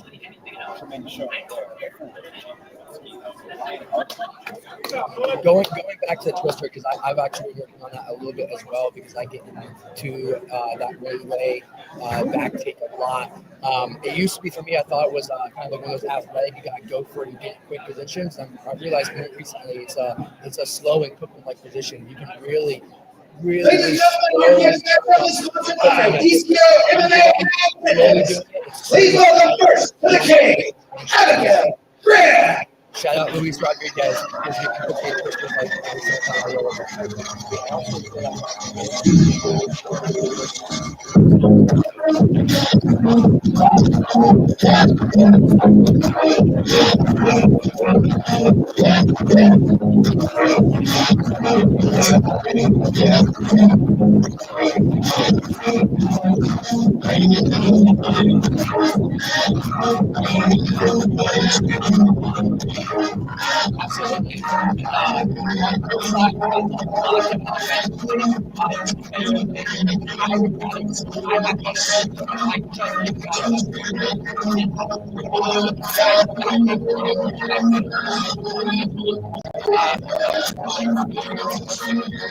It's super hard, but there's that move. Please welcome her Kristen. To get out. And if you go and watch a lot of my fights, the guys have side control or they're looking for back take. I'll purposely give them to that to roll through. It's a question. I feel like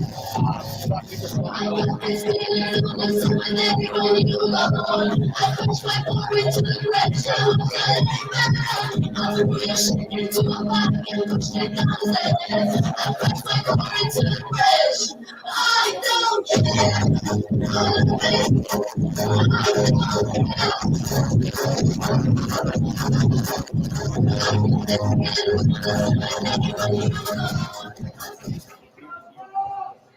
ski jiu-jitsu match is sponsored by DCO MMA and Jiu-Jitsu. First, out of the red corner, representing Fulcrum Brazilian Jiu-Jitsu, please welcome Abigail Bam! And her opponent, representing Lionheart Jiu-Jitsu, please welcome Kristen Barrett! Athlete coming out of Lionheart Jiu-Jitsu, which, by the way, is located in Brighton. I just looked them up. They've been around for a couple of years.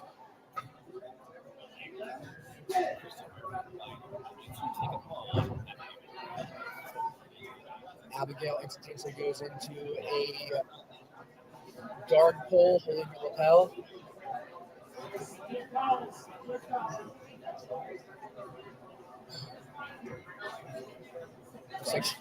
Yep, looks like oh, I thought she was going to speak it from there. I think she's going to try to transition to a triangle from this. But she's going to try to throw her.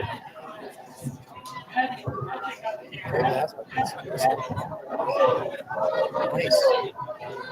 Ay, ay, ay, ay!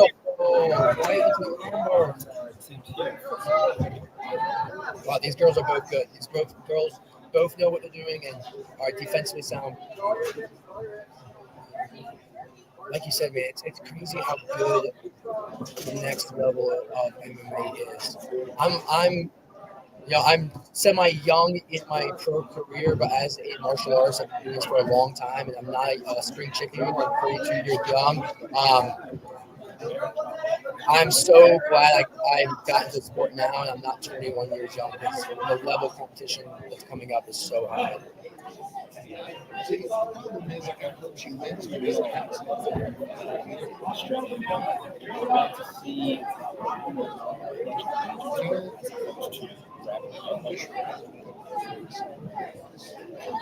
And Abigail's putting a lot on her grip right now. She almost the entirety of her guard play, often top and bottom, has been with her hands, and I feel like that's going to tire her out here shortly. And if it does, we're going to start seeing Kristen start dominating the position a little bit more. As she loses that lapel, and Kristen moves into.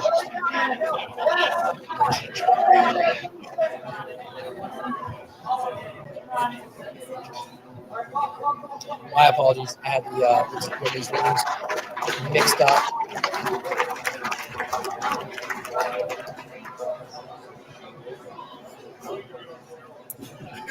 And I didn't see what just happened to stop it there.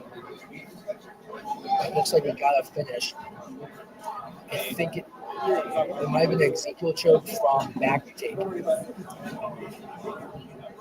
Ladies and gentlemen, your winner by Americana, Kristen Barrett!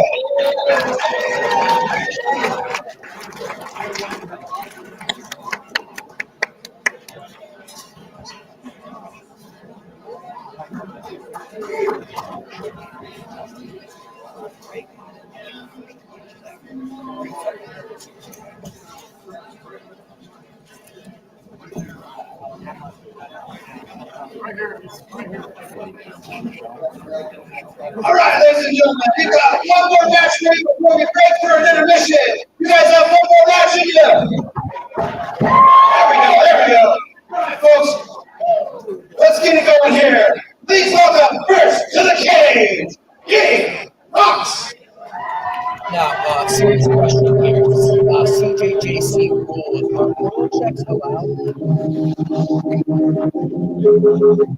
If it's not in the rule, that means yes.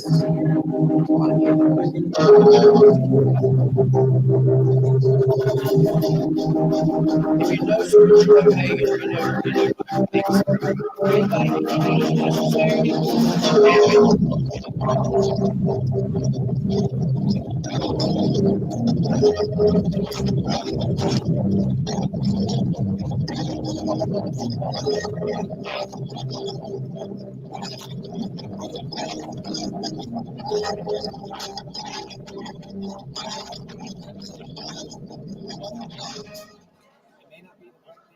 Please welcome his opponent, Lorenzo Garcia.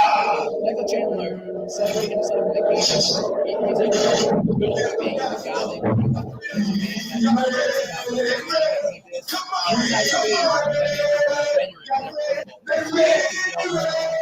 our school is cool.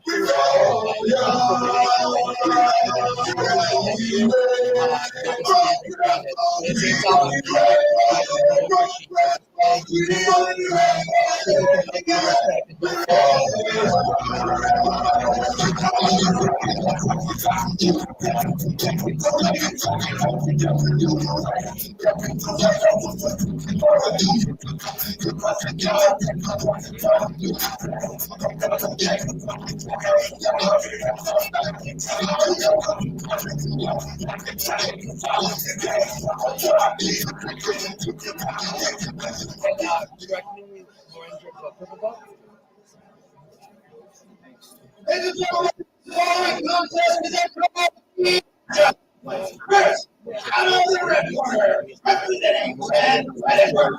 Please welcome Dave Fox.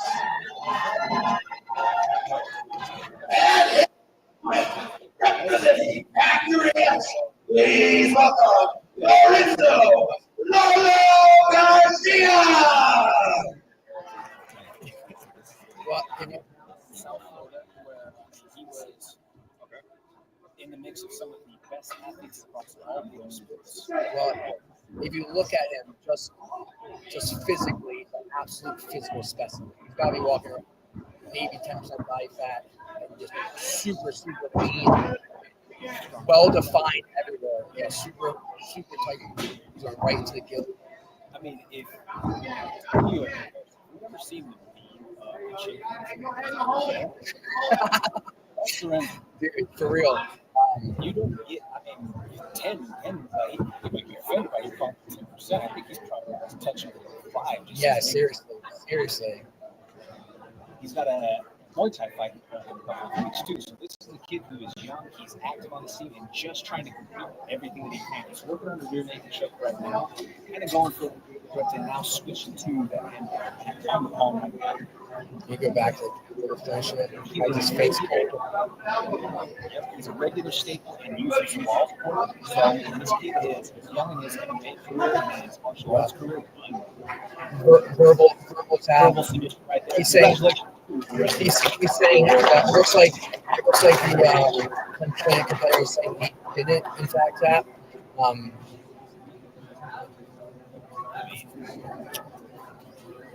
Hard to say. Lorenzo's cracked his face super hard. It looked like he looked at him and then took his pressure off. I don't think that there's going to change regardless, but yeah, Lorenzo dominated that competition. Yes, and no. Ladies and gentlemen, your winner, Lorenzo Grigio. How old is Lorenzo? And it looks like he's going to, saying he has a Muay Thai fight, he's going to look to start competing in the advance. Correct, yes. He's just going to try to I can imagine what this is. I don't know about that. That's kind of the thing. All right, ladies and gentlemen, we're going to take a brief 10-minute intermission. It's just a real quick intermission so you guys can get something to drink, go to the bathroom, get some food, and then we'll be back here in just a few minutes. They always have the next best guy have emotion. I'm gonna get going. I'm gonna jump back on the mic a little bit later, guys. Post intermission on the main card. I'm gonna send it off for a little bit, all right? Super Jew _MMA. Also check out my website for my business. Do your best to keep fitness. Make the best movie possible. I love you guys. CJJC. Thanks so much for having me. What's up, Mike? What's up? We're about to a freak on the mic, man. He broke his hand in last year. Another fight. This kid is a savage. I'm sure he's going to come to time. He has so much fitness, Christmas boxing in Denver. Look for this guy to chase him here for another championship next year here in that.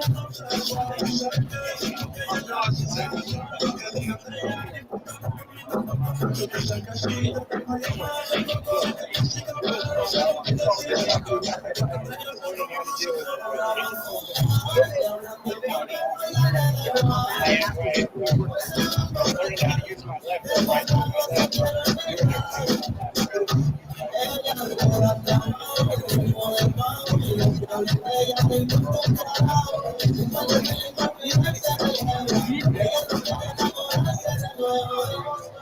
So you usually have to guys look like they're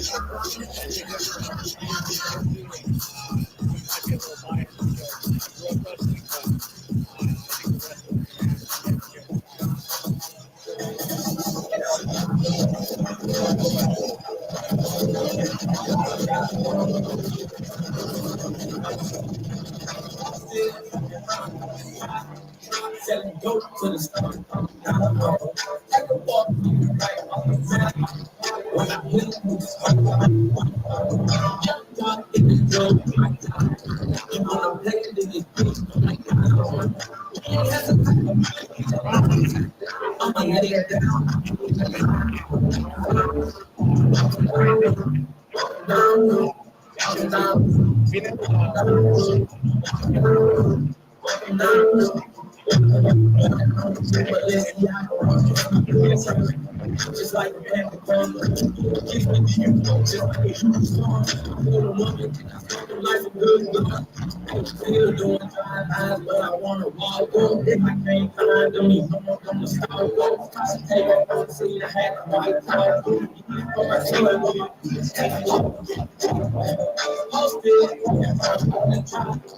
selling dope to the sun. When I hit it,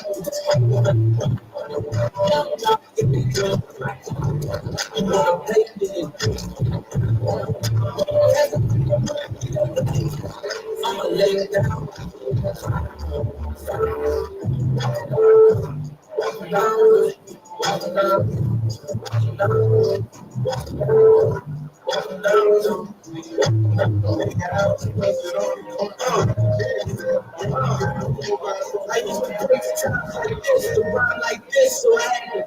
Rhyme like that, shine like this, so mad. Turn my spit on some locked up shit in the back of the wagon, cuffs locked on me. So my dreams are through. Now you get true. It was time to marry the king, and I said, yeah, I do. If you want it, you got to see it, really clear out view. And sure as you got me, I can say I do. Like the niggas please, squeeze and get clean. Never let the road get in between them. Sorry, little nigga, I'm lying harder than you when I was stuck in their head. When I body like baby, get it together. Smart like up waters, the green was straight to water. The forest and my rockets are foreign. Fucking something to swallowing. $1 until you get it, my God. I did it without an album. I did shit with my fire. Love nigga on fire. It's the high feeling nigga flying. When I worked the Rolls Royce, nigga, it was leak. Then I put that Ferrari, hater, rest in peace. Hater, rest in peace to the parking lot. Feeling so big, can't even fit in the parking spot. You ain't talking about my niggas, what you talking about? It's moving silence, nigga, and I don't talk a lot. I don't say a word. I don't say a word. So I got it, and I got what I deserve. Nigga, wait a minute. I don't finish off. When I want to ask you, I thought it was waiting. Nothing on you, it's all like about this bitch. Nothing on take the kid, I don't feel it. I'm trying to make it, but I like it, bro. And I know I'm never this shit, I like it, bro. I'm real, I'm sitting on my head, shut up. Cause he is working, and I'm going to back up. Because I need to feel what I said, need to do. He is working, I like it, so we have to be good.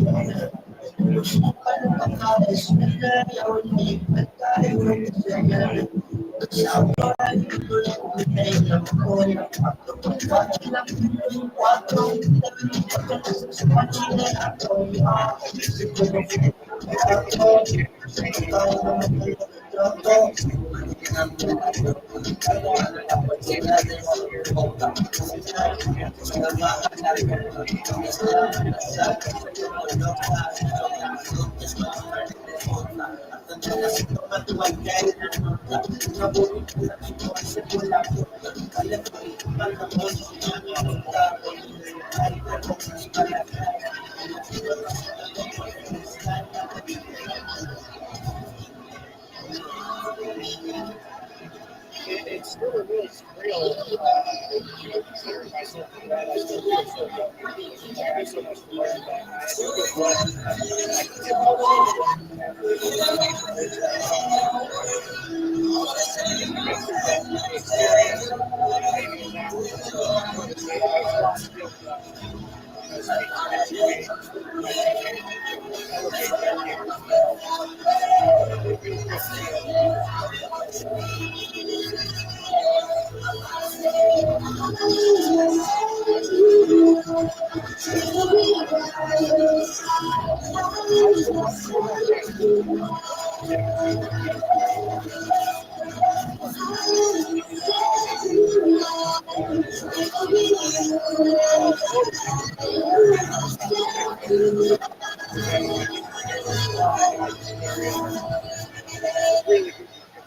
guys, really good strikers, really good MMA guys. So it was a bit of a culture shock, and I had to improve and learn right away so that I could advance my game as well. Being in Colorado, world-class team,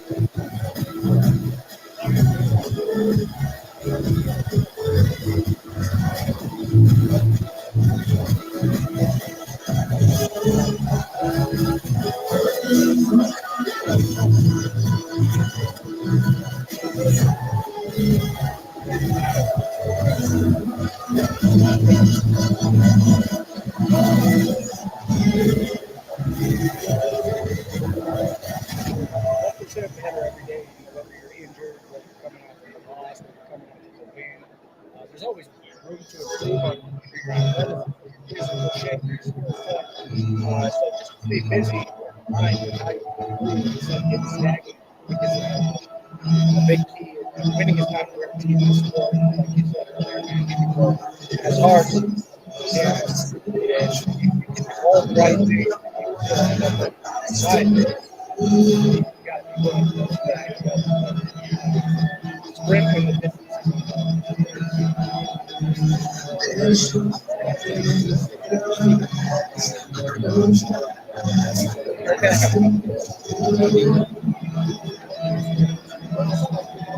for sure. It's scary. It's scary. And that is combat sport. That's why I think that feels like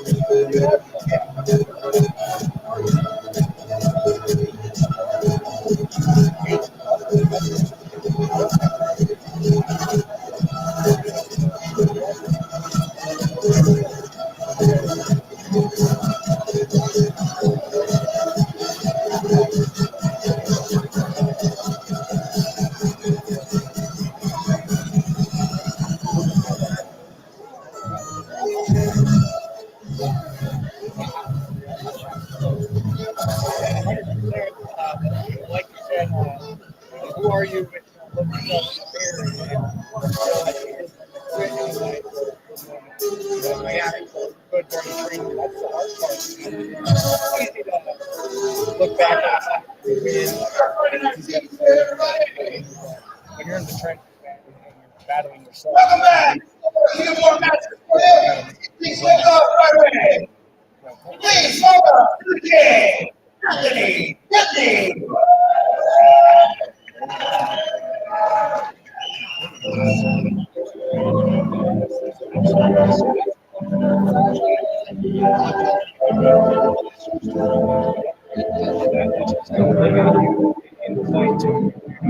This one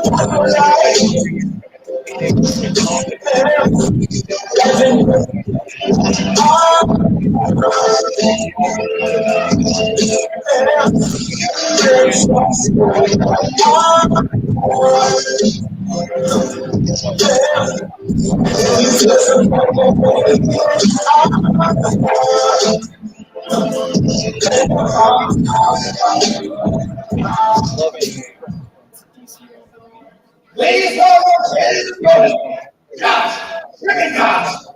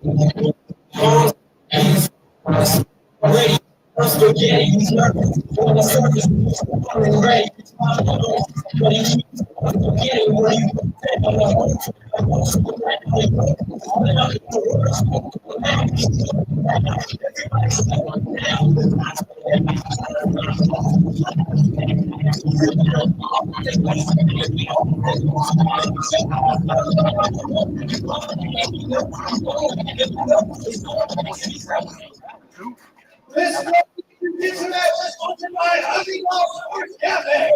First, out of the blue corner is Wargo, Anthony, Awesome Stars, Indy.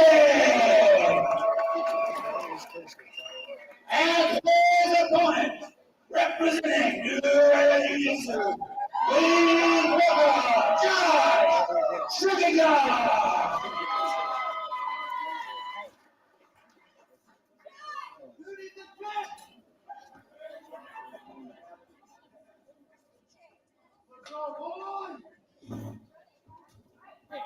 First bout.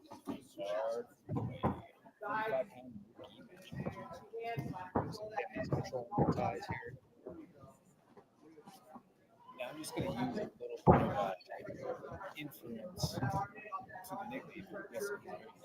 He is very flexible. He can get his leg in weird places.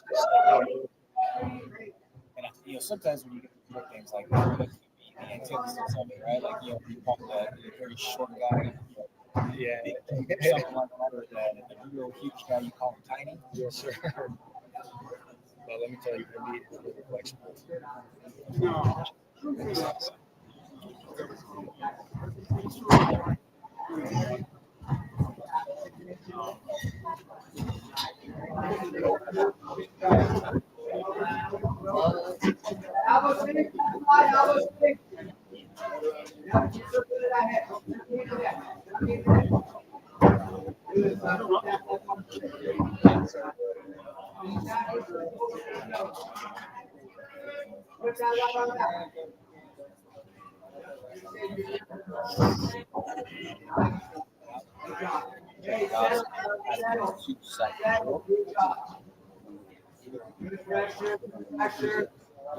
Shrecongost is doing a great job of staying on top and regaining his guard. Heavy pressure, yes, good job. Good. Looking to grab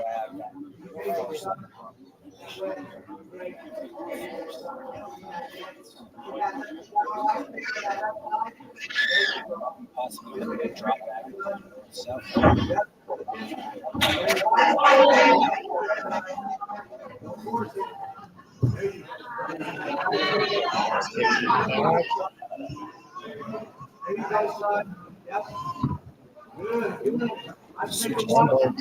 Good. Get over to good job.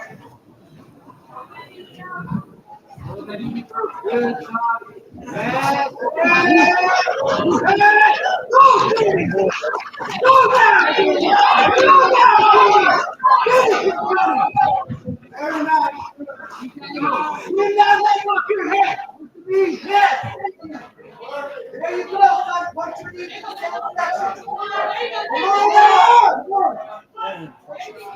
Don't force it, son. You're in a great spot. There you go. That's okay. I would like to see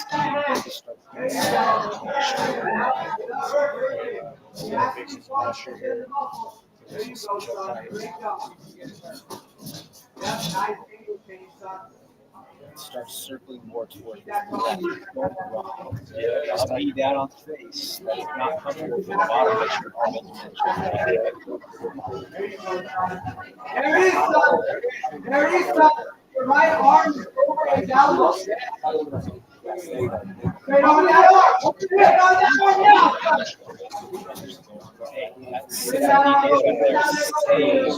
Fantastic defense by Wendy.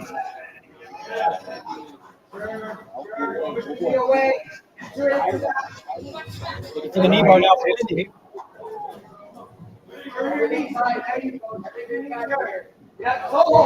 Getting solid defense and composure on Shrecongost. There it is, son. Now. Go ahead and snap, son. Put your head on the toes. Use it to the bar. There you go, son. Scoop his head, collect his head, son. Make your way up to his head. There you go. Good job. Fantastic. There you go. Good job. Perfect. Go down the neck there. Chin on the jaw. Chin on the jaw. That's pretty bendy himself. That angle. Every day, son. Every day. Hey, son. Good work, son. There you go, son. You put that right in front of you. See if he can get his right leg through fast here. It's not the least thing. Right there. Good,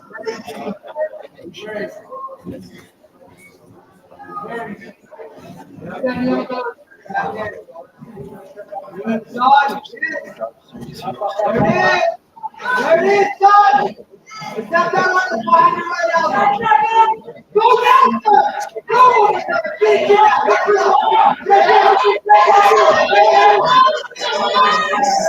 Heavy, son. Heavy.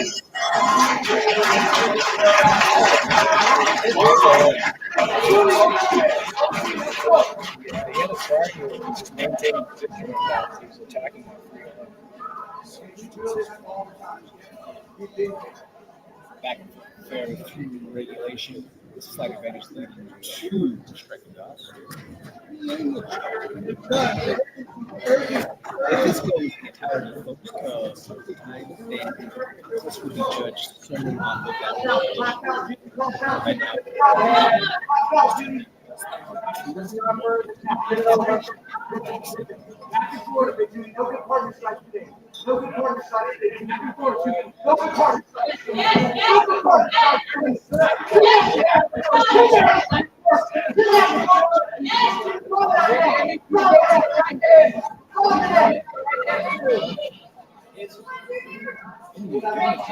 Right away,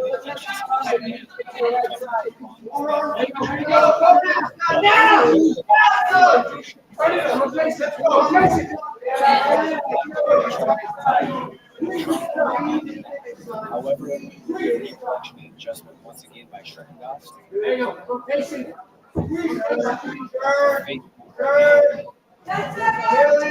getting fluid right leg from that leg. It's the right leg, if you will, of Shrecongost to get himself out of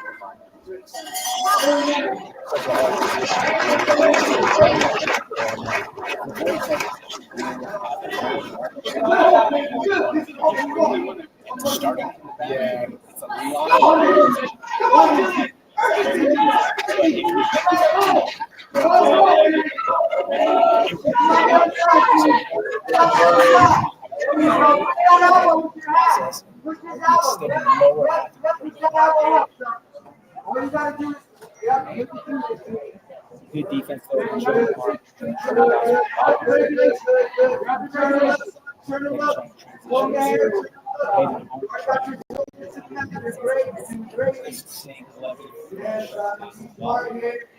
No need to take big shots. There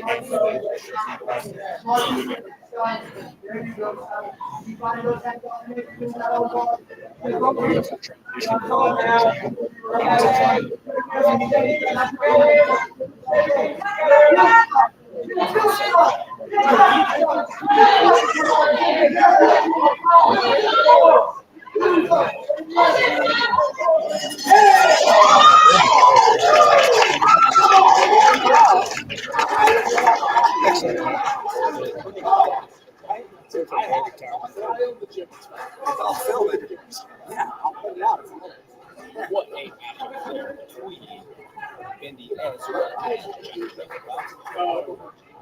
Josh looks young too. It looks like he's got a great future ahead of him.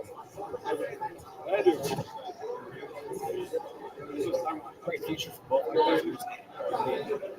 Something that Ladies and gentlemen, your winner by referee decision, Josh Shrecongost. Lots of technique, skills being displayed.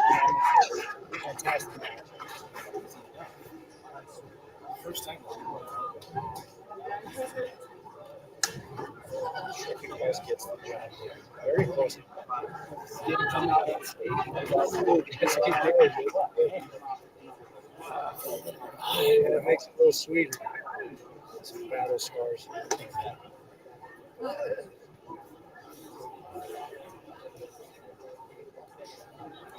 And remember, we're on 2 hours, 7 matches, which is the finale of 165 pounds. You got a blood on the mat? Yeah, I'll send somebody in. Give me that. Where is it? Really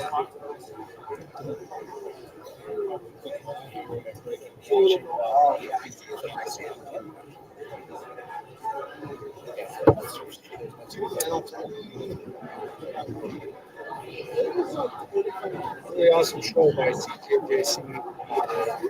Super cool that they give athletes a chance to compete in front of a crowd like this. Red light shot down. Very cool. Absolutely. It's a tremendous opportunity for these competitors to get out there and have a taste of what it's like to be in especially those who want to eventually fight on the bigger stages, whether it's stay with the jiu-jitsu side or expand into other aspects. I think this is a great opportunity for you to get something on that cast iron. For sure, man. And for fighters, for jiu-jitsu, even if you're an MMA fighter and you're not really going to just compete in jiu-jitsu, this is a great way to take off the weight being a lot crowd, up in an elevated stage. Great way to check out the cobwebs and prepare you for the field.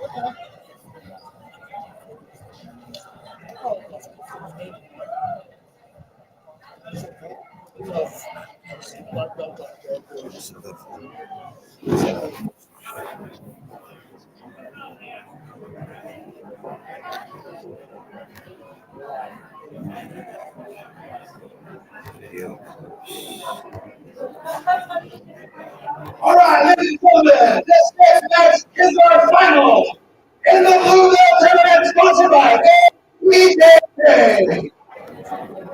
Please welcome first to the cage, Anthony Delgado. How do you feel about making it to the finals? All right. How do you see this next match going? I see this next match going very back control heavy, and looking for my signature rear naked. All right. I was going to ask if you're chasing the finish, but I guess that's a yes. Non-stop. I'm chasing the finish everywhere and anywhere I can possibly find. Great. Any thoughts on your opponent? Yeah, much respect to them, and I hope they come out and give it their best, because I sure will. All right. Thank you so much. Good luck. Thanks.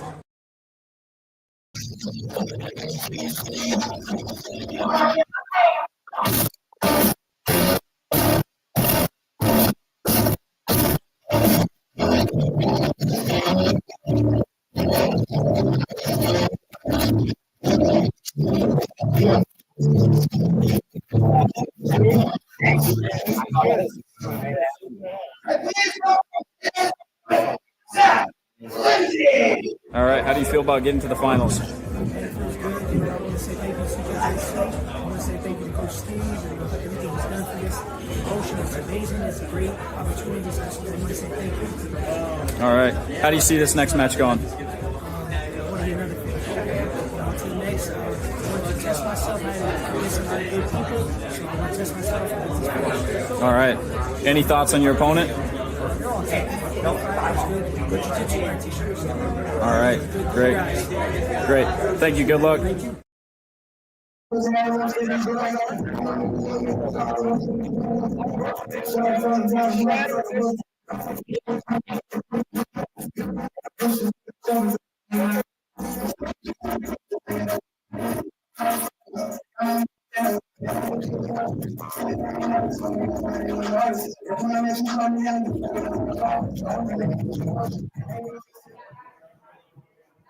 Ladies and gentlemen, this contest is the finals in the PK Championship. Move out there. Zack, Lindsay. Right. Out of the red corner, representing the four, please welcome Anthony Delgado. And here's the one representing Mr. O'Day. Please welcome Zack, the Cruz, Lindsay. Let's go, Fights for 165 pounds.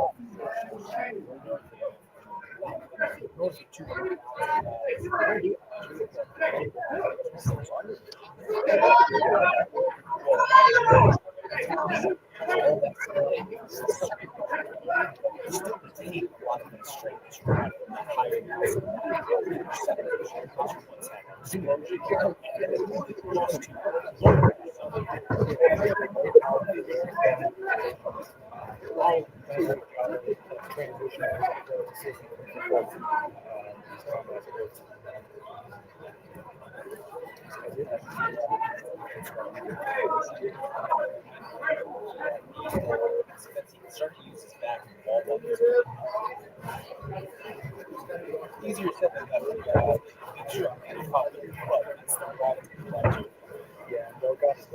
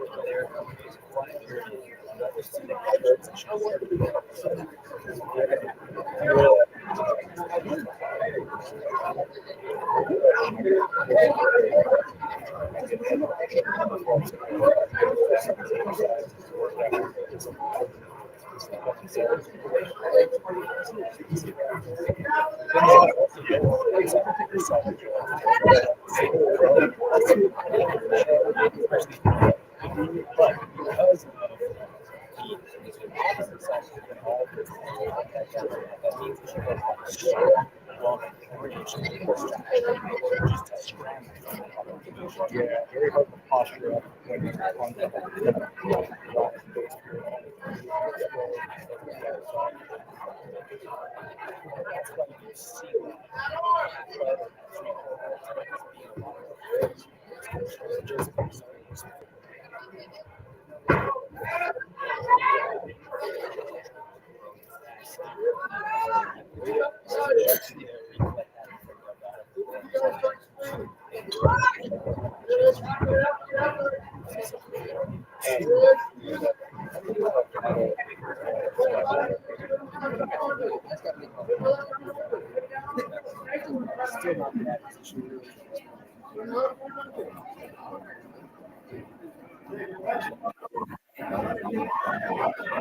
It's not that you're always entirely playing the clock, but at the same time,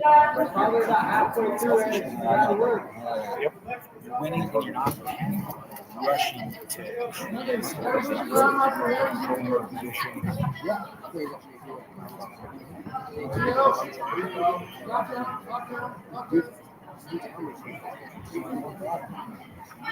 Doing a great job of not letting the back work that off that towards his head.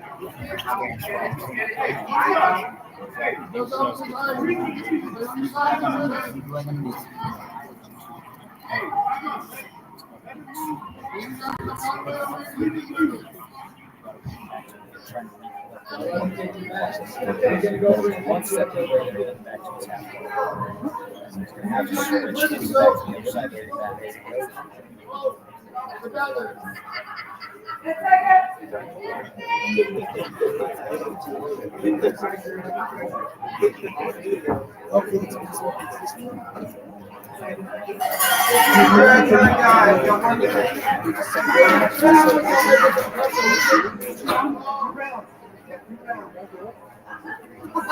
Quick 60 seconds for them. I cried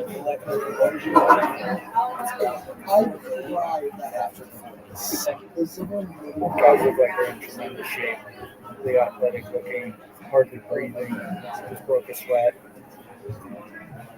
There is also the element though earlier on in the day, and sometimes having to catch yourself up once, right? Yep. And then you have a little bit of time to go, and then you gotta get hot and get ready. It's a very difficult thing to do. Not an easy day. Run through the ups and downs of fighting multiple times in one night. And especially you're talking, you go through the entire matches. It's 12 minutes. Yep. That is not easy. A collegiate wrestling match is 7 minutes. That gives you an idea of the length these guys are wrestling for. And as we spoke to on the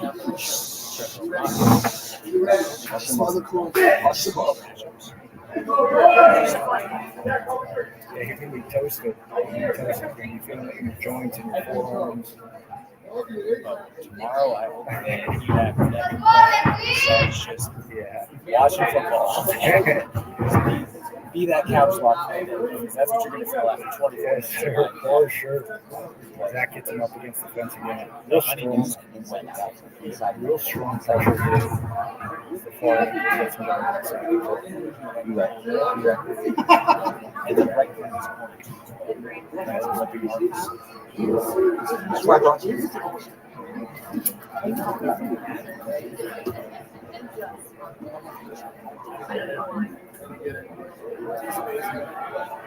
It's going to be a tough spot when you're in your opponent's corner. He's on top of you. His coach is giving him advice. It's going to be a hard spot not to panic.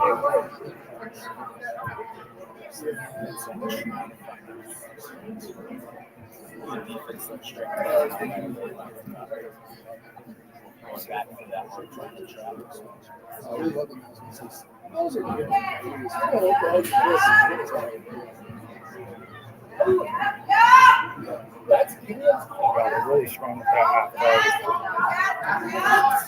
Zack's getting through it. Passes the full mount.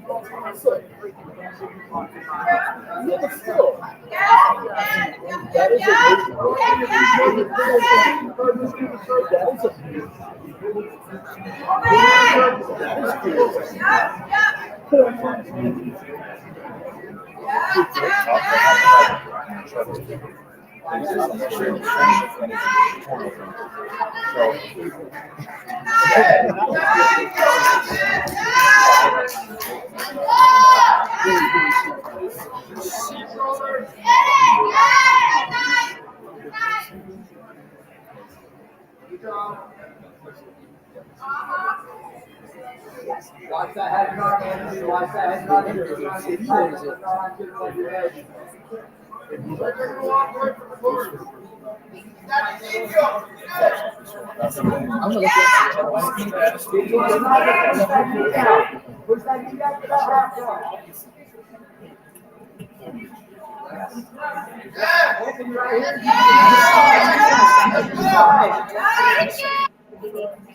Just big, strong, and you can push your face in your chest.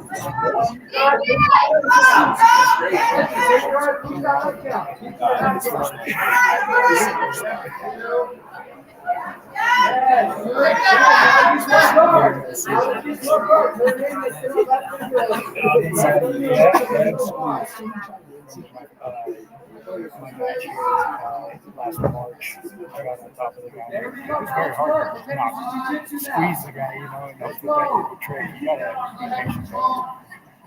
Set up your attacks, not waste energy.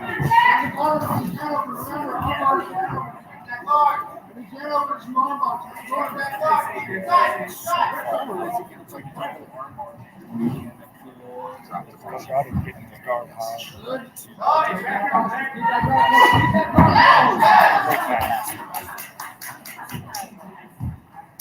Get back in the mouth.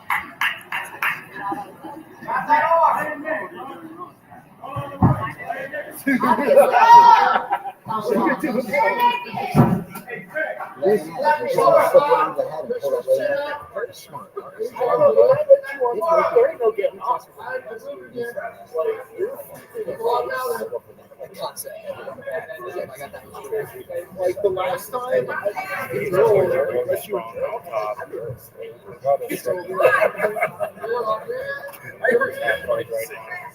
That was transitioning. I the answer to this.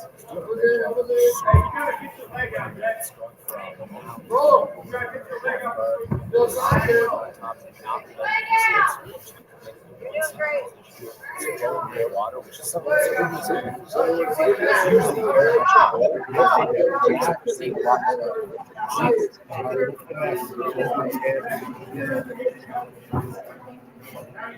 I also like to in some of these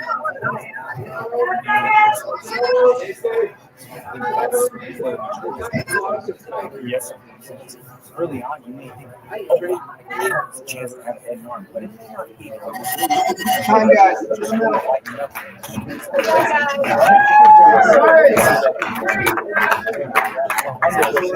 Yep, for sure. This is a long process. Yeah, I think it's just becoming more experienced in learning what the competing is about and how to stay composed.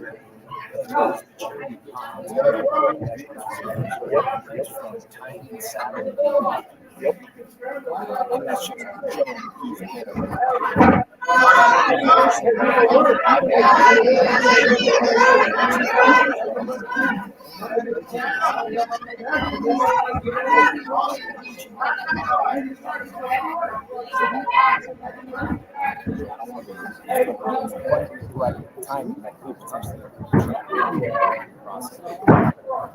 Those are some of those. Yep, for sure.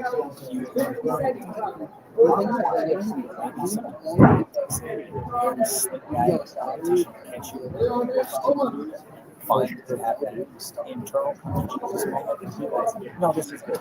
Maybe when working on his watch where he could have a little bit more season holds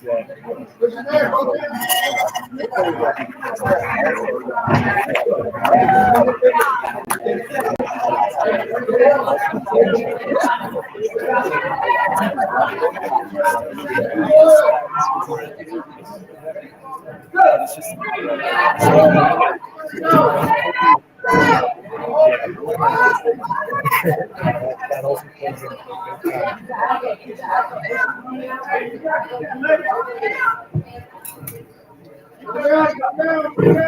and then also you just have to go back to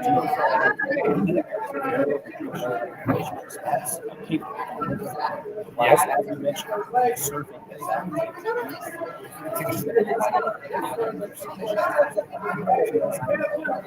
that can be with someone that's just heavy on top of you,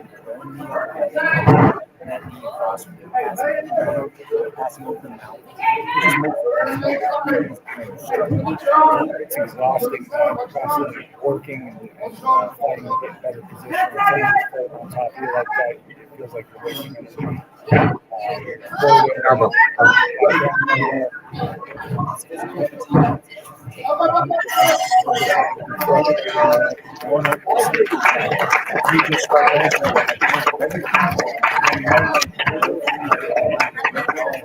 Was that it?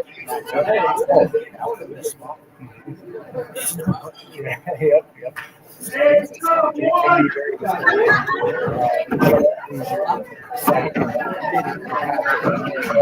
Still busy on my end. Ladies and gentlemen, the referee's decision for the first time this afternoon, your winner, Zack the Pride Kenzie.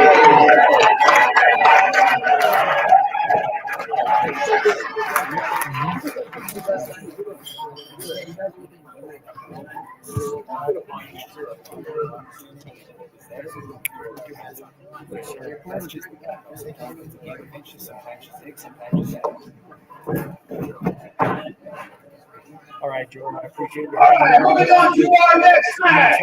Please welcome to the game, this kind of being a big show.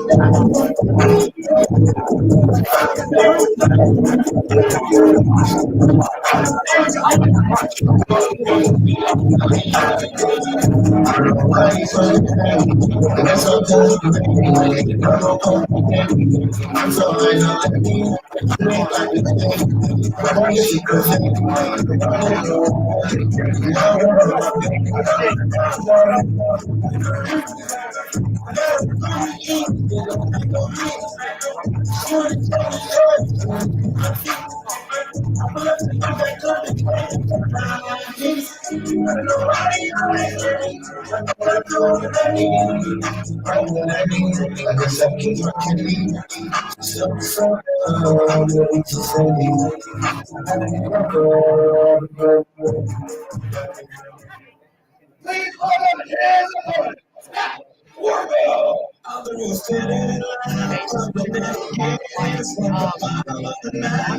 see this match going? As quickly as possible. I'm giving up like 15 years, so we're going to get in there and get done as quick as we can. So you're hunting the finish then? Yeah, well, whatever comes to us. Not really looking for anything in particular, but if he gives us something, we'll take it. All right. Any thoughts on your opponent? I don't know much about him. It was kind of a last-minute throw-in. I know he's wrestled in college. He's going to be heavier and bigger than me, younger than me, so we're going to have to win it with heart. All right. Thank you so much. Good luck tomorrow. Thank you.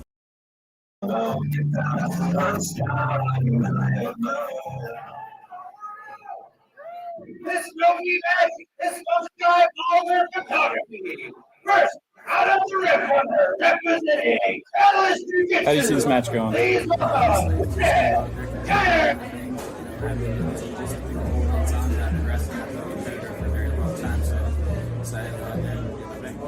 All right. How are you thinking you're going to get the finish?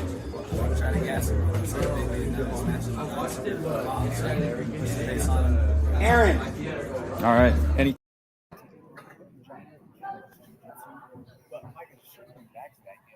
I was awesome to be able to see a little mini event, that 4-man, 165-pound bracket there. That is such a long grab. Both of those guys went to team the first round and then team the second. Yeah, 20 plus minutes with the separation, right? You got hour-long time between where you're just getting cold and cooling off and getting nice and tight to make it hard to get back into that athletic motion and things like that. Again, we were talking about before we got cut off for the introduction of these athletes. Zack Lindsay looked amazing. His jiu-jitsu has developed phenomenally in the last year. I got to shout out PCO. I got to shout out all the gyms. As I've been watching often on the mic, just specifically more watching the coaches talking with their athletes, every gym around the board has been giving perfect instructions, perfect coaching. But one in particular, New Era, I think his name's Coach Matt over there. Everything he was saying for his athlete that competed a couple bouts ago was just T on perfect. You can see the relationship between the student and teacher, and watching that was really cool to see. Again, it's high level competition here, and it's been a pleasure to be a part of it. So in this matchup right now,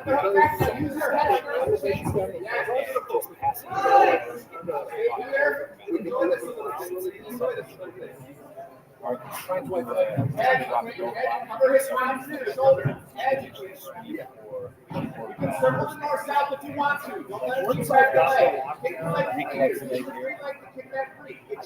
and these guys, 210 when the weight gets above 190, it changes the flow and the style and the movement of the bout. When 135ers are in half guard or side control, it's easier to get out from the bottom. But when you have a 210-pound man on top of you, putting down all of his pressure on your chest, I don't know if we're going to see Sir Matt get out of this, but I do feel like there is a little bit of a weight discrepancy between the two guys as well. I do feel like Quinton might be a little bit bigger than him.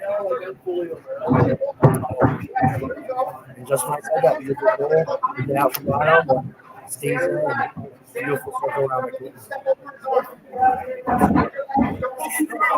Absolutely, 100%. But you know what? They're surprisingly quick and agile. So you gotta kind of take back what I said for being 210. Guys are moving pretty slowly and quick. This.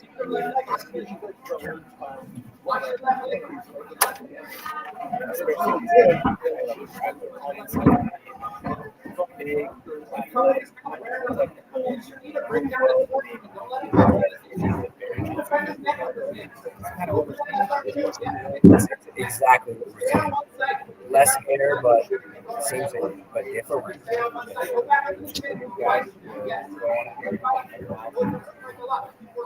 But also technical and mistakes. One thing I would like to see from Quinton as he's in this kind of really top referee position is he's starting to do it right now. Is start attacking the mouth, start attacking the breathing, maybe start cross facing him, be a little dirty with his CJJC rules. He has the ability to do those things where others you can't. So he's now starting to do that, and then it's looking like he's starting to cause issues for his opponent. And hopefully, we'll see him take back control off of this, or maybe just jump rear naked off of it.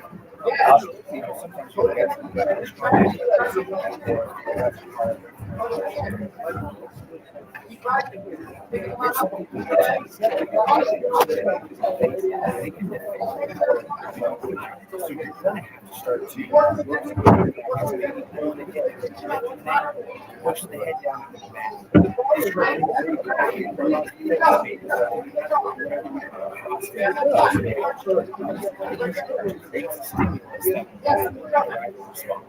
Absolutely. And reminder, this is a two-round bout with your overtime is. So maybe I'm guys in this thinking, we'll get to the second round and I can find a better position and I don't give anything up. So I'm going to stay in this turtle-like referee position. But Quinton is doing a really good job now attacking the face, attacking his breathing. But like you say, he's not really attacking the legs. He could be trying to jack up an ankle. He could be breaking his hip posture. But he's just trying to stay on that neck and face. Now he's looking for kind of a legless lace rear naked here, a face crank. And he has raised hands. And that's time for the first round. As group initially just kind of pulling the forearm blade across the face, he needed that in a short time. Absolutely. So why not try to just at least make something happen? And if nothing else, if you make your opponent be very uncomfortable or in a compromised position for the final seconds of that round, you get 60 seconds to recompose yourself and right back out. Absolutely. It looks like I gotta imagine both these guys have somewhat of a wrestling background before or with their jiu-jitsu. But I would imagine that Quinton probably has an MMA background just because the way he was attacking the mouth and really being mean with his hand fighting on top. It looked almost like he's been there before with gloves on punching instead of just hand fighting. Yeah, and sometimes, especially when we're talking about two very high level guys, right? And you have someone who has a strong base from that quadruple position the way that Wargo does, and they have to do something to create a reason for him to get out of that spot. Defensively, he feels like he's fine right?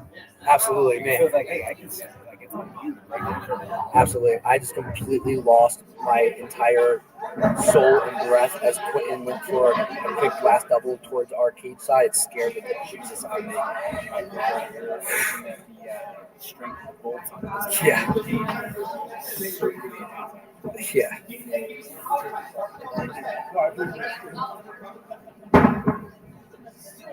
You good on feed, Cal? Both these guys are.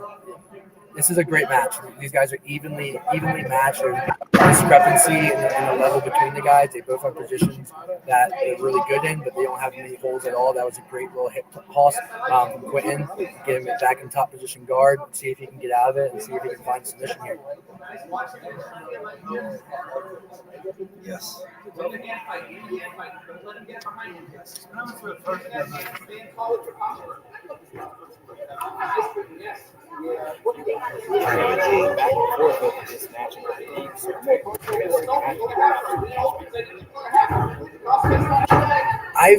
I've been to a lot of jiu-jitsu tournaments. I haven't been to many jiu-jitsu based events where they're pre-matching the opponents and everything like that. But top and bottom, I haven't seen one bout that there was like a huge discrepancy.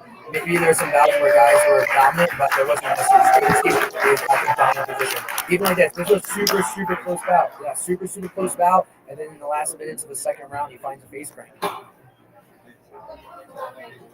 And that was something he was looking for in the first round. So obviously something that he loves to go to. And that was a competitive, great fight. And it's awesome ending it in a finish.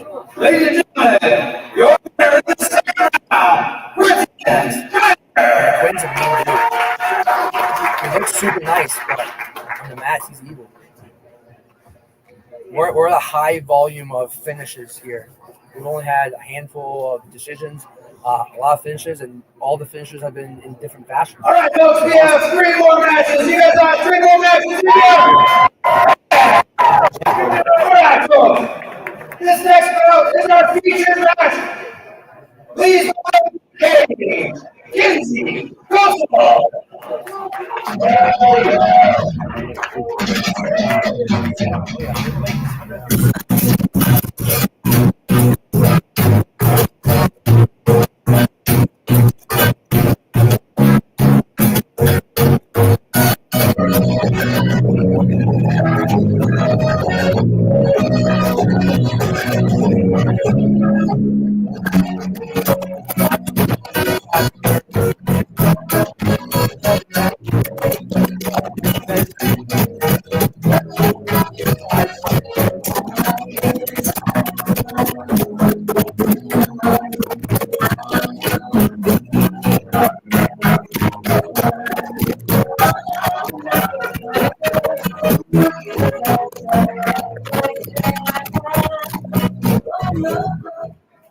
And please welcome her, Brundage.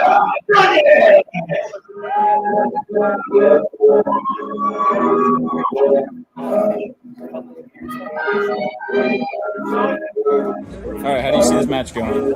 First round finish. All right, so hunting the finish then. Yeah, aggressive from the start, getting us up right away. Any thoughts on your opponent? Don't know anything about my opponent. I'm just here to get stuff quick. All right, thanks so much. Good luck tomorrow.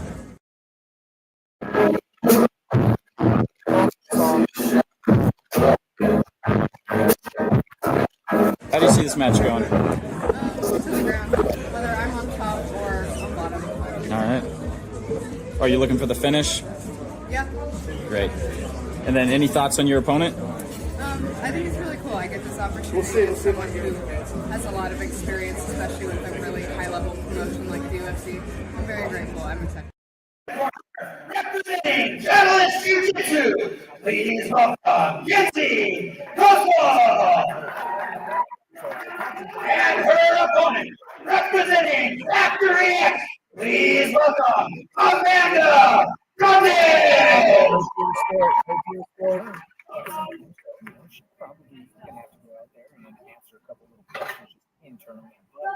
knowing Bobby, the way that she gets after it in the gym, she's going to be a bull, and she wants to go forward.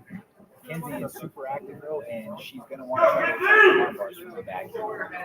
I'm super excited for this bout. You have an OG of female MMA and jiu-jitsu, and then you have somebody who's super active right now. I've rolled with Kenzie, correct? I've rolled with her a few times. She has a really, really good guard. She's slippery. She's kind of funky. She's kind of unopposing with her looks, but she actually has a pretty strong grip for somebody of her size. So this is gonna be a cool bout. CJJC, you guys have an awesome roster today. This is a sweet lineup of fights. One thing that I'm interested to see throughout the course of how this matchup plays out is how Kenzie will deal with the grit and the intensity of Bobby. Because Bobby, as we've talked about in a few of these matches, she brings that fighter grit to the match you spoke about in that last matchup of some of those spots where it's time, hey, we got to get a little mean here. She will not hesitate to get mean. And I can say that from the other side of training with her. I've never been that much harder in my life than one time rolling Bobby. Fair. Awesome. That's awesome. Yeah, and, I don't know Kenzie super well. I've seen her around a lot, and she's rolled with a lot of female teammates of mine. And she is kind of more that old school jiu-jitsu where she's like using slick, kind of, trying to be artist about what she's going to do. And I think that might make it run into trouble with just a brute physicality that Amanda's bringing today. She pulled guard, and really drove her down to the mat and really decided that she was okay with being in this position. Now we're seeing her trying to pass guard, and she's in a quarter guard right now. And sometimes I'll see this from in the training room. They don't really know fighting or anything. They don't know fighting. They're striking, sparring, or grappling. I can imagine. Oh my God! I just got choked out by that. It's like, who is she? In this sport, we forget so quick. So a year goes by, and people kind of forget about you. And so I'm sure there's people in the Colorado MMA world that aren't necessarily super familiar with that, which is crazy to think. But I wouldn't be surprised if that's the case. If someone walks in the factory X and doesn't know who that she is training with until they feel it now.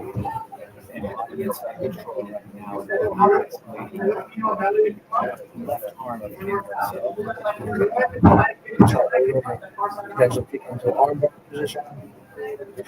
We're back into the opposite side. And that's something we just being married to the submission. Absolutely. Absolutely. And this is a 2-round match, which is playing time to work and playing time to cook with her. She's definitely using her physicality right now, and she's pretty opposing on the top side.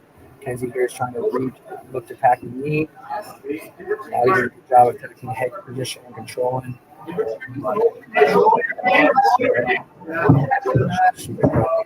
She might turn this into coil. So she turns her comment. She has her arm across the head.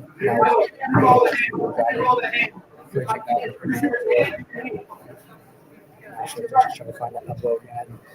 Kenzie doing a good job of turning the opposite side. You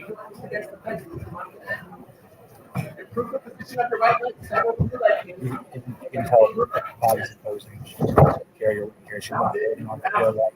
She's making Kenzie carry her over here. She's shooting back over here. Making your opponent have to put the weight in their hands.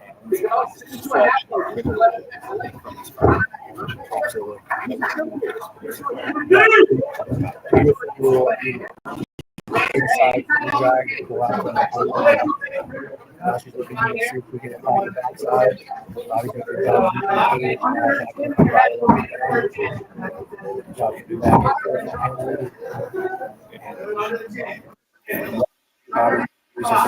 Using cage, and something that she's familiar with, to read it, lock that bio up, and she's going to probably drag her to her backside. Exactly what I thought she was going to do. It almost looked like Kenzie knew that was going to happen, and Kenzie went with the body lock drop and thought she was going to reverse off of it, but Bobby was able to use her balance, her physicality to stay on top. Solid first round of competition there in our featured bout of the afternoon here at CJJC 23, coming to you live from the Stampede in Aurora. One round of action in the books here for that featured bout between Amanda Brundage and Kenzie Koessl. Got some MMA royalty. Mr. Brundage in the cage working corner side for his wife. It's awesome to see. Family affair here at CJJC. Alongside fellow UFC vet Colin England. Yes, sir. Yeah, a couple of very experienced sports, but on the flip side, you have Trevor Bahamas too as well. So, guys who are very skilled and equipped to be able to deliver the knowledge that their athletes need.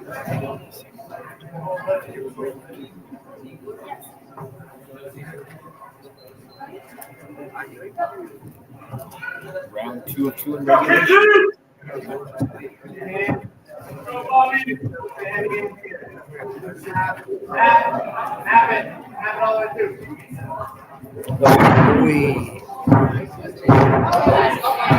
Nice job from Kenzie chasing the feet.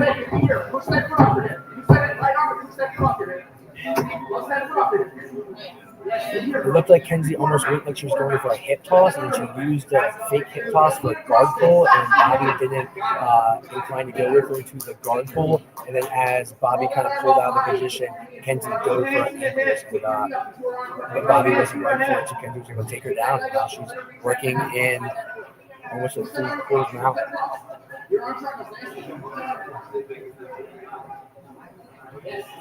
If first round was for Bobby, as of right now, Kenzie's controlling the second round. So close back. Back and forth action.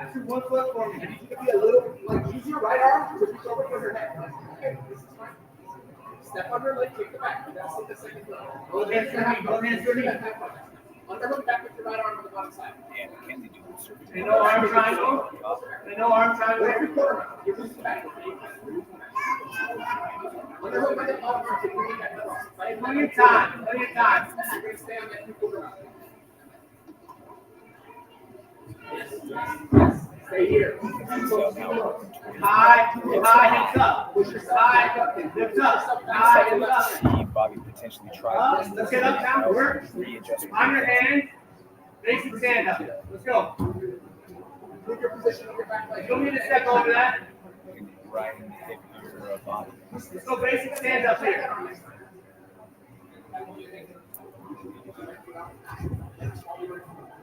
No look. And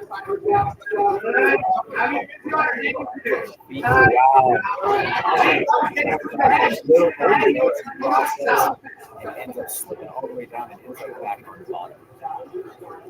It's a little future for Kenzie. I thought she was going to try to go top side crucifix, the way she was controlling the far arm, and it looked like it would have been a good position for a go-to because Bobby was kind of just holding position and trying to base out. That was surprising that she wouldn't jump back, seeing how cool and confident she's been so far. But I like that she's taking risks. Certainly, but sometimes that is calculated. Just to be fair, that's a calculated crisis. And in that instance where you're winning this entire round, you're controlling the sequences, and then now you're into the second round, and you're still ready, and you get a little bit high hit, and you decide to jump the back. Well, now you just completely lost the position, which may be the difference in how this round gets scored. Just and then and if the bout goes on right now, how it is, it will be the deciding factor of this round. But now that Kenzie is on bottom, she knows that she's most likely down this bout. She shouldn't be going for it all now. Now it's go for whatever you possibly can, take risks to try to find risks. Win or run the holla, in my words.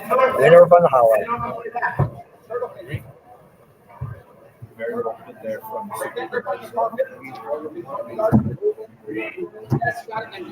the attack, by the way. Get your knees so back in. Getting yourself back into the bottom lines to get the posture up and then back to a base position here and you need Nice. Good work. Good job. Jason.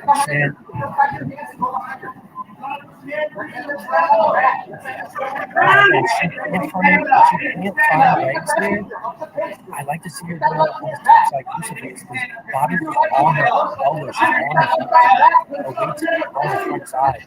It looks like Bobby's really good at not letting that lace come in either way she wants to put it in. So maybe start attacking that elbow. Oh, it looks like she might start doing it. Yep, she's trying to do it. She's trying to attack that crucifix.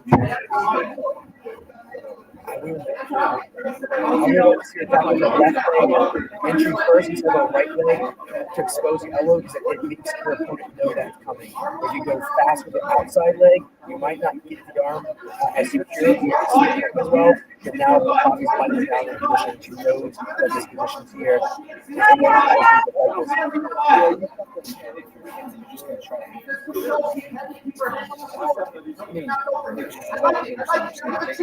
This looks really good for Kenzie right now. She's covering him out. Time.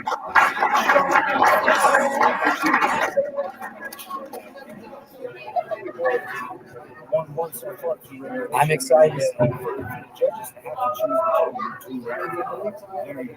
Very difficult, but super excited to see where the overtime is going to be because it seems like both women are definitely close in levels, but no one's been in a dominant position. And I feel like once someone is in a dominant position, we might see some attack.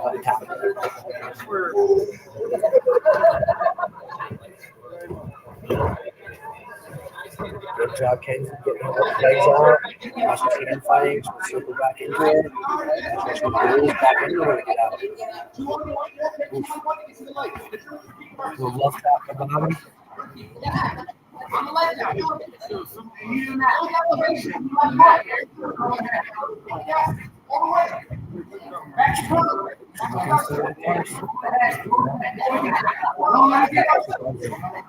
Oh, looks better. That's the time so far. So now,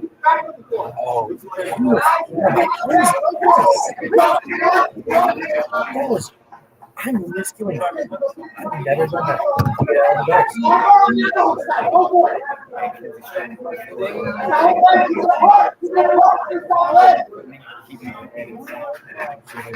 Triangle position here. That was an exciting over first round of OT.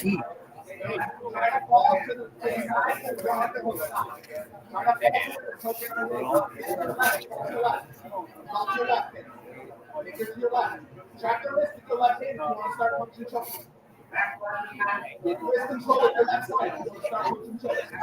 Yes, track the top arm with your right hand. Track the front arm with your right leg. Yes, it's the left leg. Get your bottom foot wrist on across the waist. Yes, Kenzie. Control the hands. Wrist control.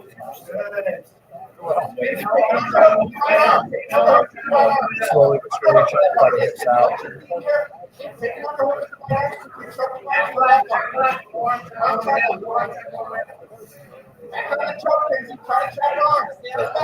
Saying everything perfect, watching out for the arm triangle. Take time.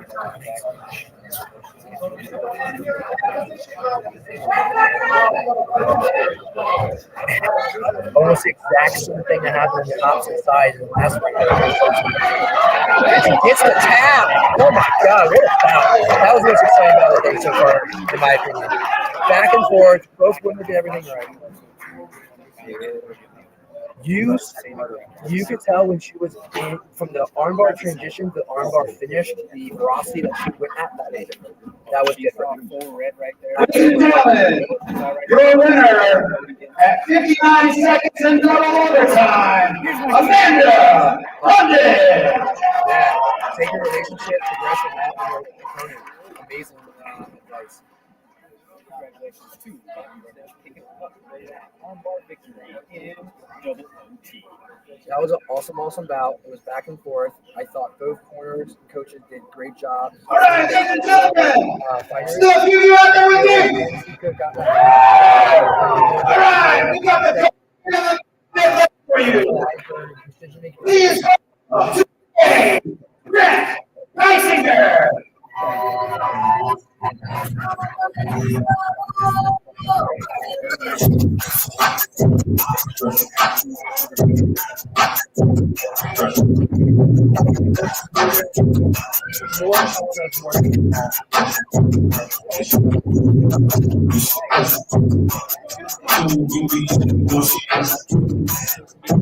All right, how do you see this match going? I'm probably going to get on his legs and maybe heel hook. How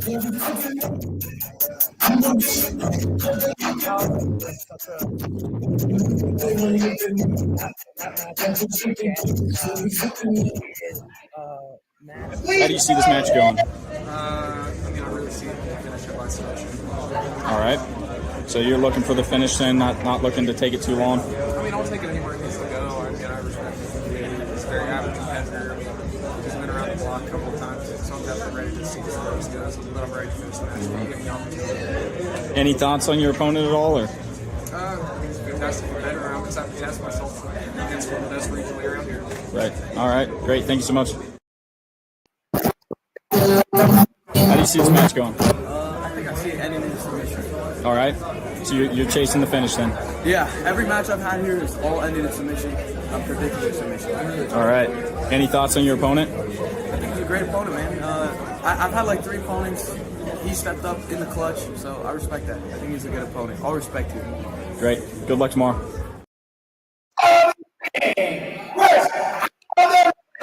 Representing Catalyst Jiu-Jitsu, please welcome Grant Reisinger. And his opponent, out of the blue corner, representing Fulcrum Jiu-Jitsu, please welcome Josiah, the Ghost Garcia. And one of my favorite grappling prospects out here on the Colorado scene.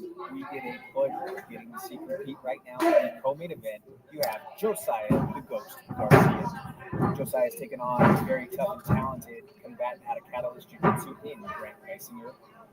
One thing that we know about Josiah is he's got a signature sub, Mike. And now, granted, he has a lot of tools in his tool belt, but when you have 15 plus tech subs with one submission in one competition, that's not a signature. I don't know what it is.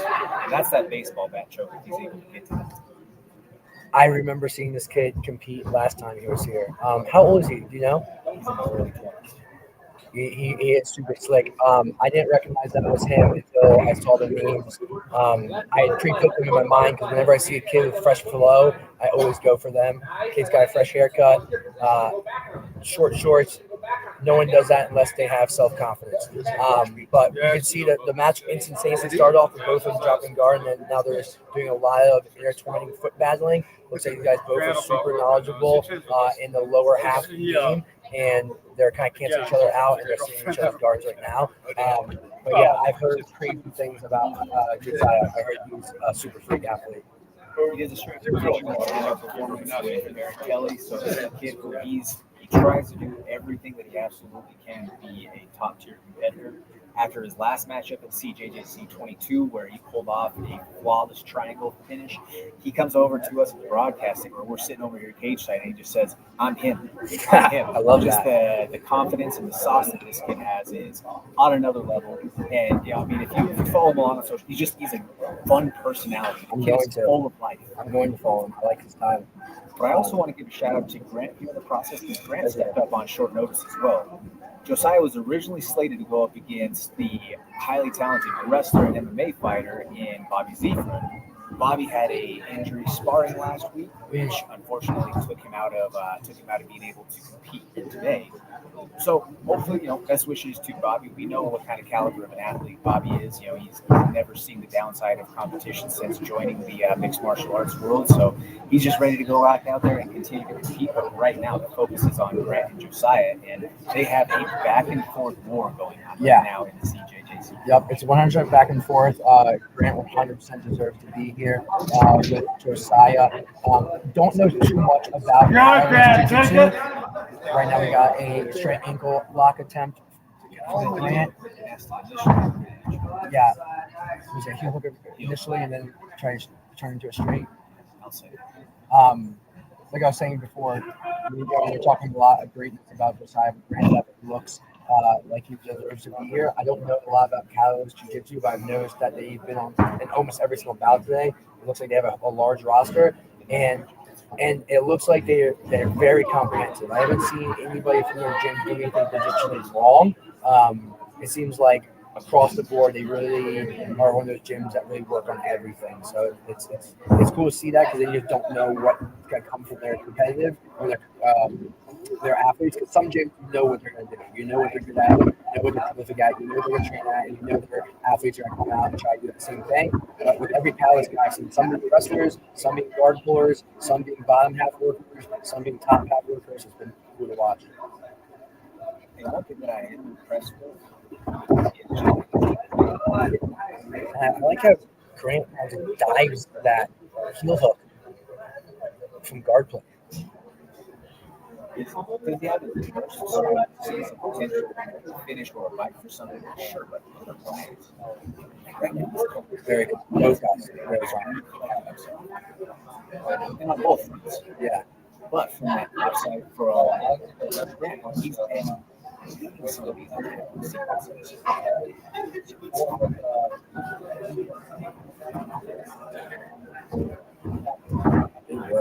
Yeah, this is a chess match, and right now it's the pawn pieces. The guys are getting to the second level of each other's defenses and offenses. They're really well matched with each other, and it's been like inches so far outside and diving.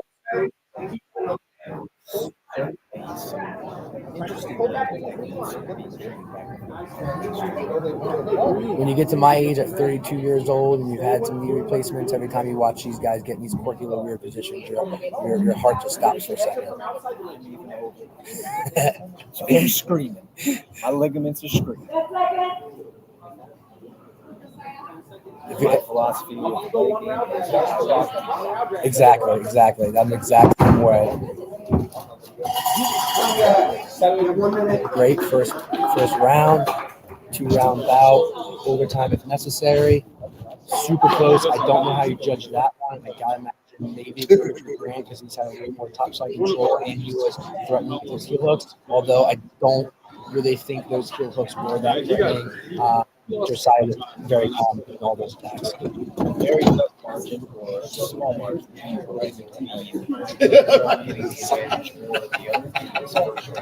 However, I would agree with the slight edge or slightly, and that's just simply because of those. And now you have crowd. Oh yeah. I mean, I already owned a gym that was super cheese. Somebody that position was more in the advantage. You're looking good, Grant. Absolutely. And had a couple good bites on that heel hook. Guy here. Yeah, one of those a little tired. Mouth open, hands on the knees. Doesn't necessarily say always that a guy is tired just with his hands on the knees, but Grant definitely looks pretty fresh. I do also feel like we need to highlight this, that this matchup is going 10 pounds heavier than what Josiah was originally planning on competing at. Interesting. And just because of the last second placement, absolutely, and finding somebody who was in range to take it. So I do wonder how much that additional weight is playing a difference here. As somebody who is a weight bully, it plays a huge difference, especially when it comes to the grappling side, especially when it comes to top side pressure. If you have 10 pounds and a couple of years age on somebody, when you get that top side pressure, that can be all the difference sometimes. I don't think that is at all in this bout, though. These guys are definitely playing a technician game. They're doing a lot of, funky kind of weird things, and they're not really opposing weight right now. It's a lot more gamesmanship. But at the same time, yeah, Josiah may get a little tired of carrying somebody this big, because you can see there's a little small weight discrepancy for sure.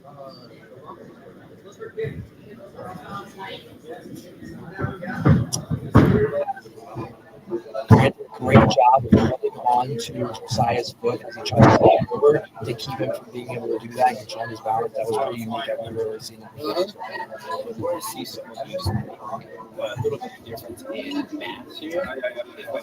Yeah, the quads, the legs specifically. In the neck of Grant. He's got yeah. And I think it might be the way, but I think also it's just maturity that how old Grant is. But that adult muscle and strength doesn't come until like post 23, 24, in my opinion.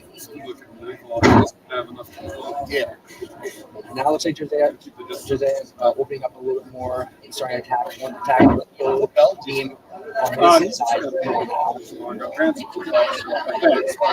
see you guys have really similar strategies. They don't give up in the passing. Yeah. They can attack their opponent.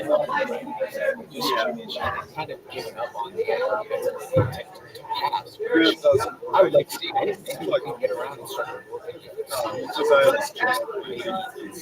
Sometimes goes there. You see him fight, right? They get better approach.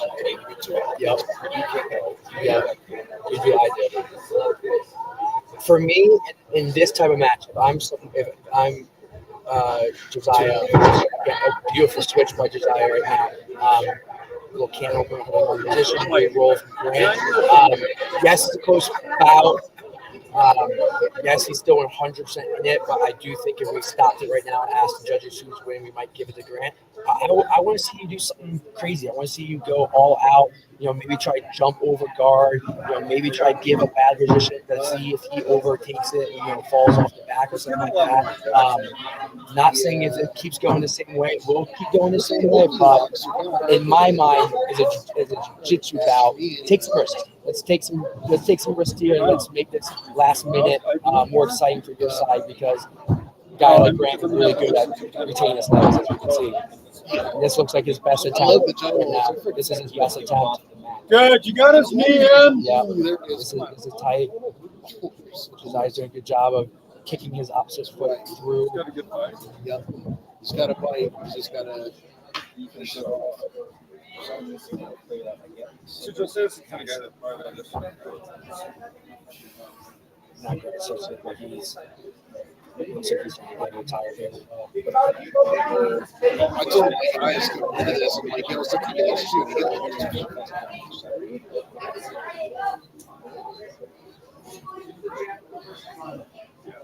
As we round out this round of regulation action here, Neither Jacob nor Jack had highly experience. That's what they were to fight. And I mean, we went over a lot of it. I did a lot of defense. And these guys have such good absolute defense that I think, yes, these guys do have super fast fight, but I don't think they're going to get that quick.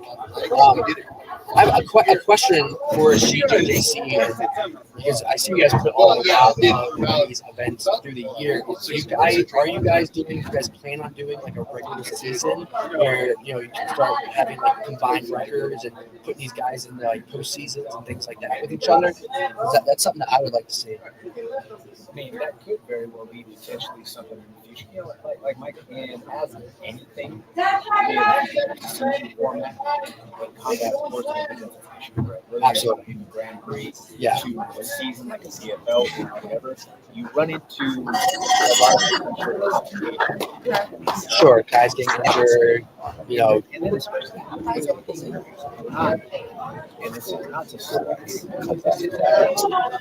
CJ, sure, or something where these are some of these. This is what they do all day long. Absolutely, sure. So for some of these folks, I can maybe just try to help your job.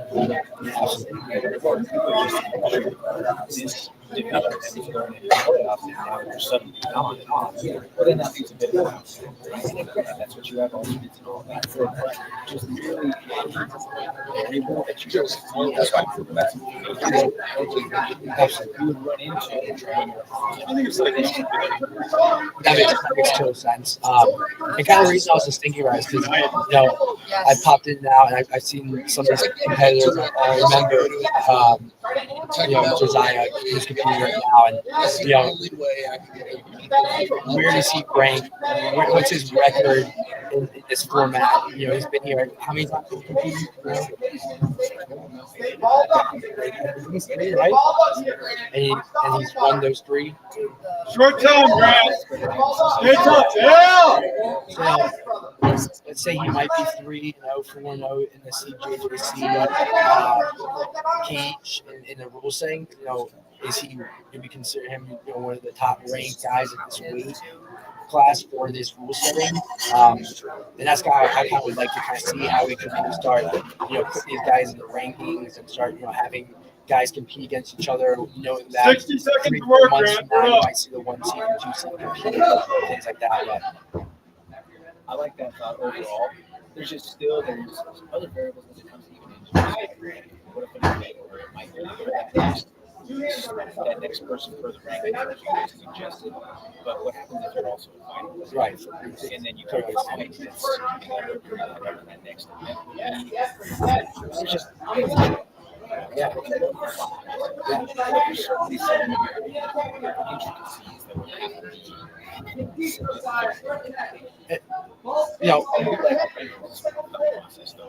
Even if it's not worth a natural bracket or whatever kind of mandatory. Yeah, sure. But at least it gives a little bit of something on paper that hey, like this guy. Absolutely. Yeah, exactly. I would like to know as a fan-centered crowd that Josiah coming in has competed here. Super fast. Overtime with the tracker match. I think the time went. A lot of lower leg attacking.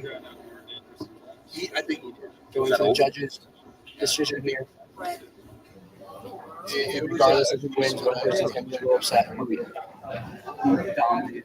Yeah, this will be one of those situations where right now I want to be upset because it really was a razor thin margin in this matchup. I think the defending really there aggressive.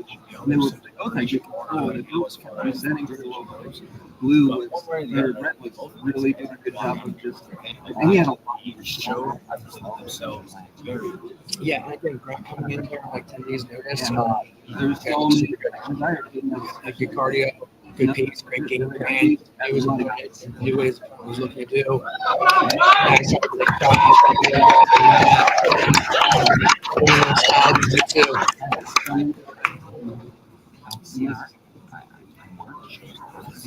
Okay.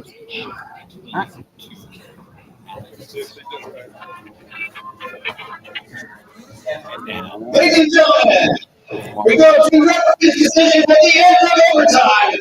And your winner out of the red corner, Grant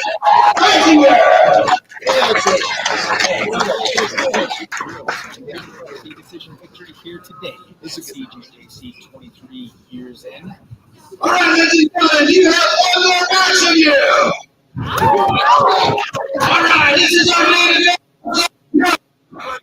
All right, please welcome to the game, out of the red corner, David. All right, how do you see this match going? I'm probably going to get on his legs and maybe heel hook. All right.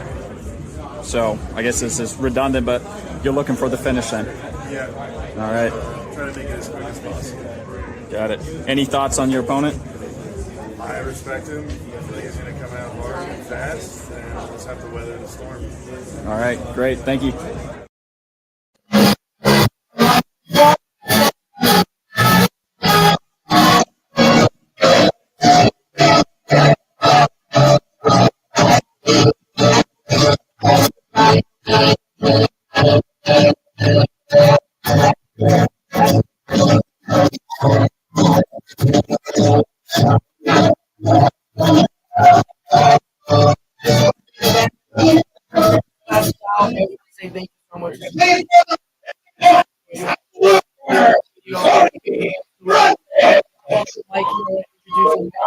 All right, how do you see this match?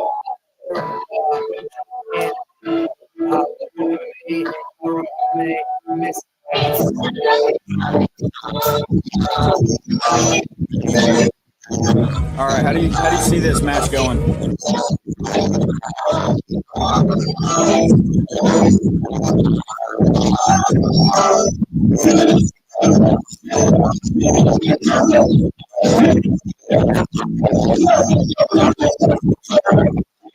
Tonight,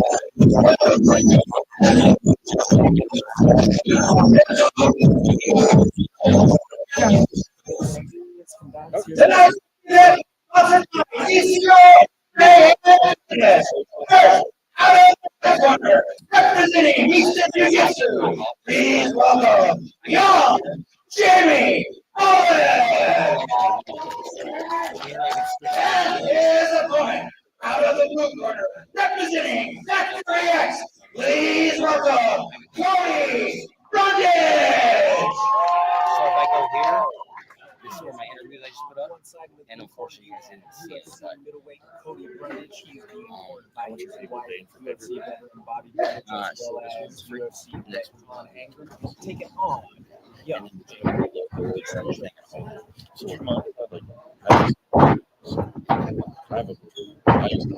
Jamie, a very skilled legs, Cody, a collegiate wrestler, UFC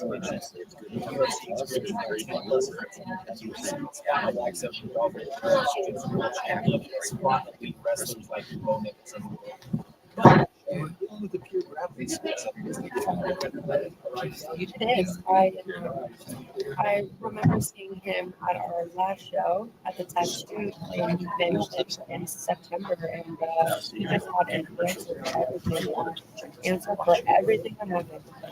Certainly, and Donald of Southern, very talented. I mean, it was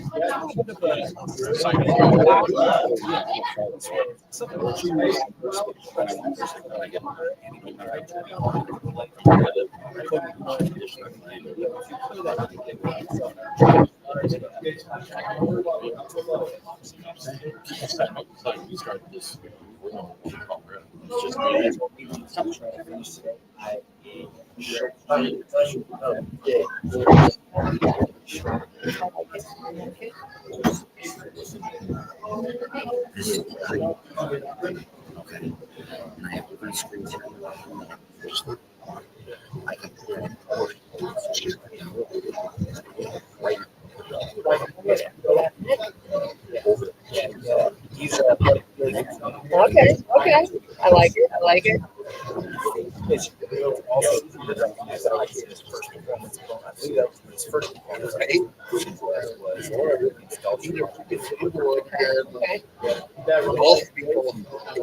Anything, and some of those wrestler series tropes, if you will, things that are front headline, those shoulder shows,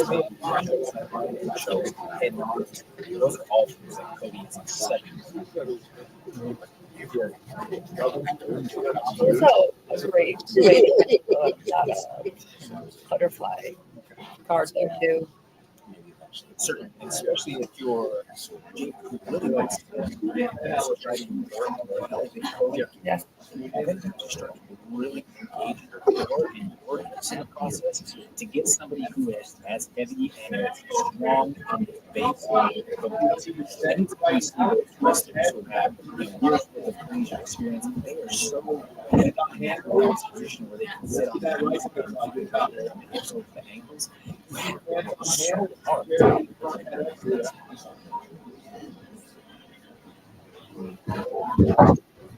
See that right butterfly there?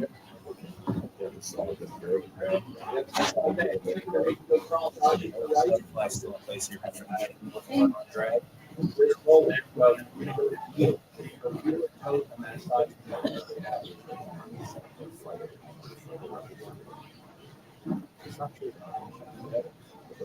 Back front, head, back under.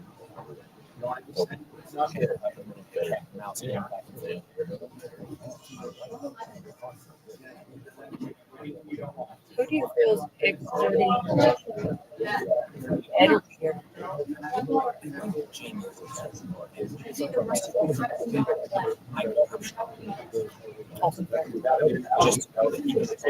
Just know that it's like to kind of try to rock him over. Yeah. His weight is on top of the game, so I think that's all kind of factors. He's so stable too. Probably just in a minute. Let's see if we can get a heel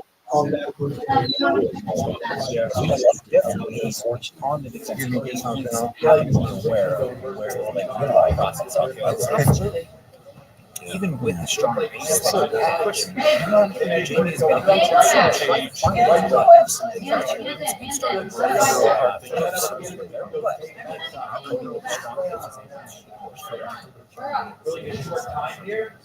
If you feel that Jamie's going to try to look for that sweep again, going off to Cody's right side, getting his arms ducking inside of the base, that's a big man to try to Jamie's not small. No, well. Cody's just yeah. There it is. He's also got great head position. That is something that goes underutilized at lower levels. Absolutely. As you move up in time, and especially somebody who, he was an academic All-American, spent a full run as a collegiate wrestler. You don't get to college without having some time as a wrestler. So that's a good time going up in these mats. And obviously, high school wrestling, college wrestling, and now there's deep into the retro fight career. So you learn the value of head position. Absolutely. Especially when you're mixing up with black belts like Anthony Lyon or Smith. Yes. Just some big losers.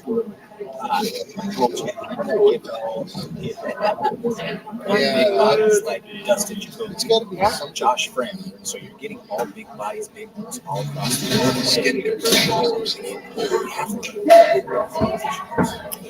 If you're Jamie's corner, what adjustments are you telling him?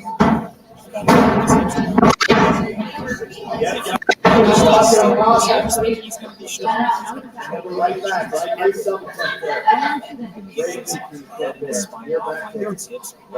Never compromise the posture and then try to work it out.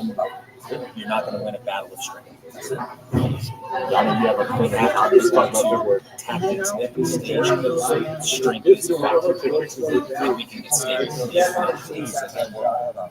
He also seemed to try to start a scramble, but Cody serious in that scramble.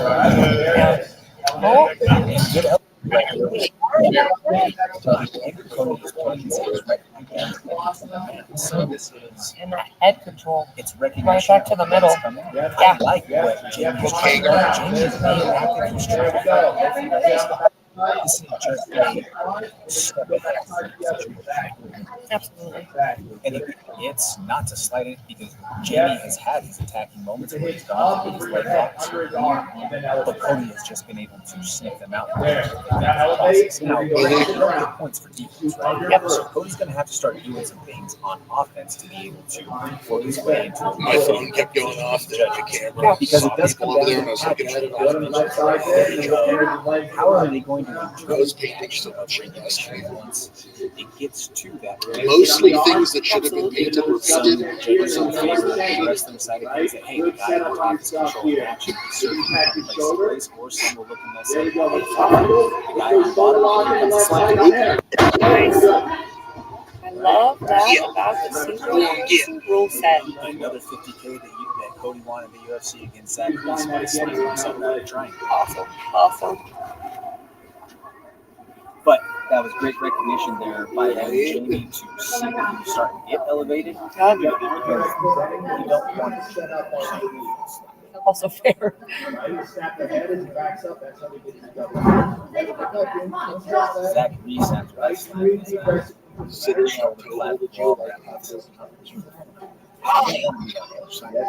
platform. No fun.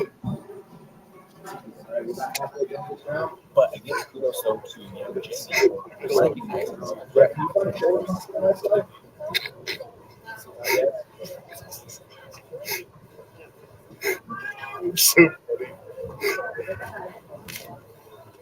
Century for all you can do it.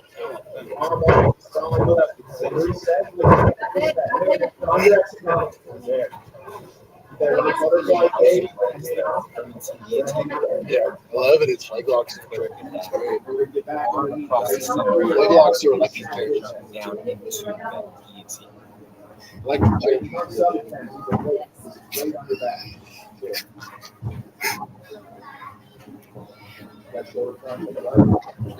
King's big break and always getting yourself back. Yeah, he's had great recollection throughout the entire league contest. And he has tried everything within his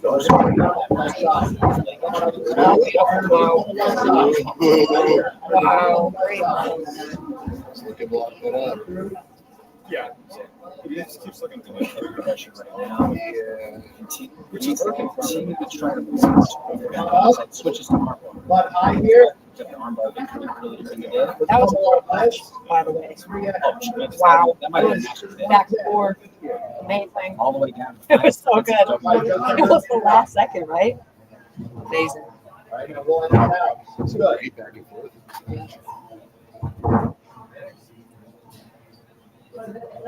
Now we're heading off the wrestler. Let's start thinking about passing the door right here.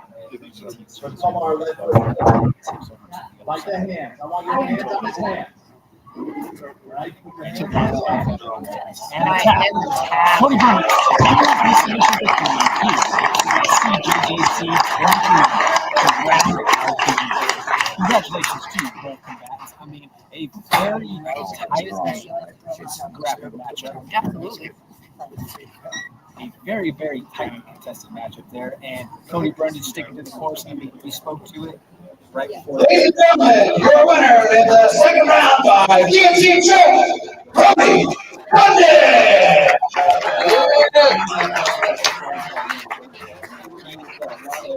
Very valiant process, but ultimately Cody Brundage. Thanks everybody for coming out. Thanks for sticking for all the matches. We will see you guys soon. And rest see everyone next time. Thanks for being here. God save, I got a designated driver. Yes,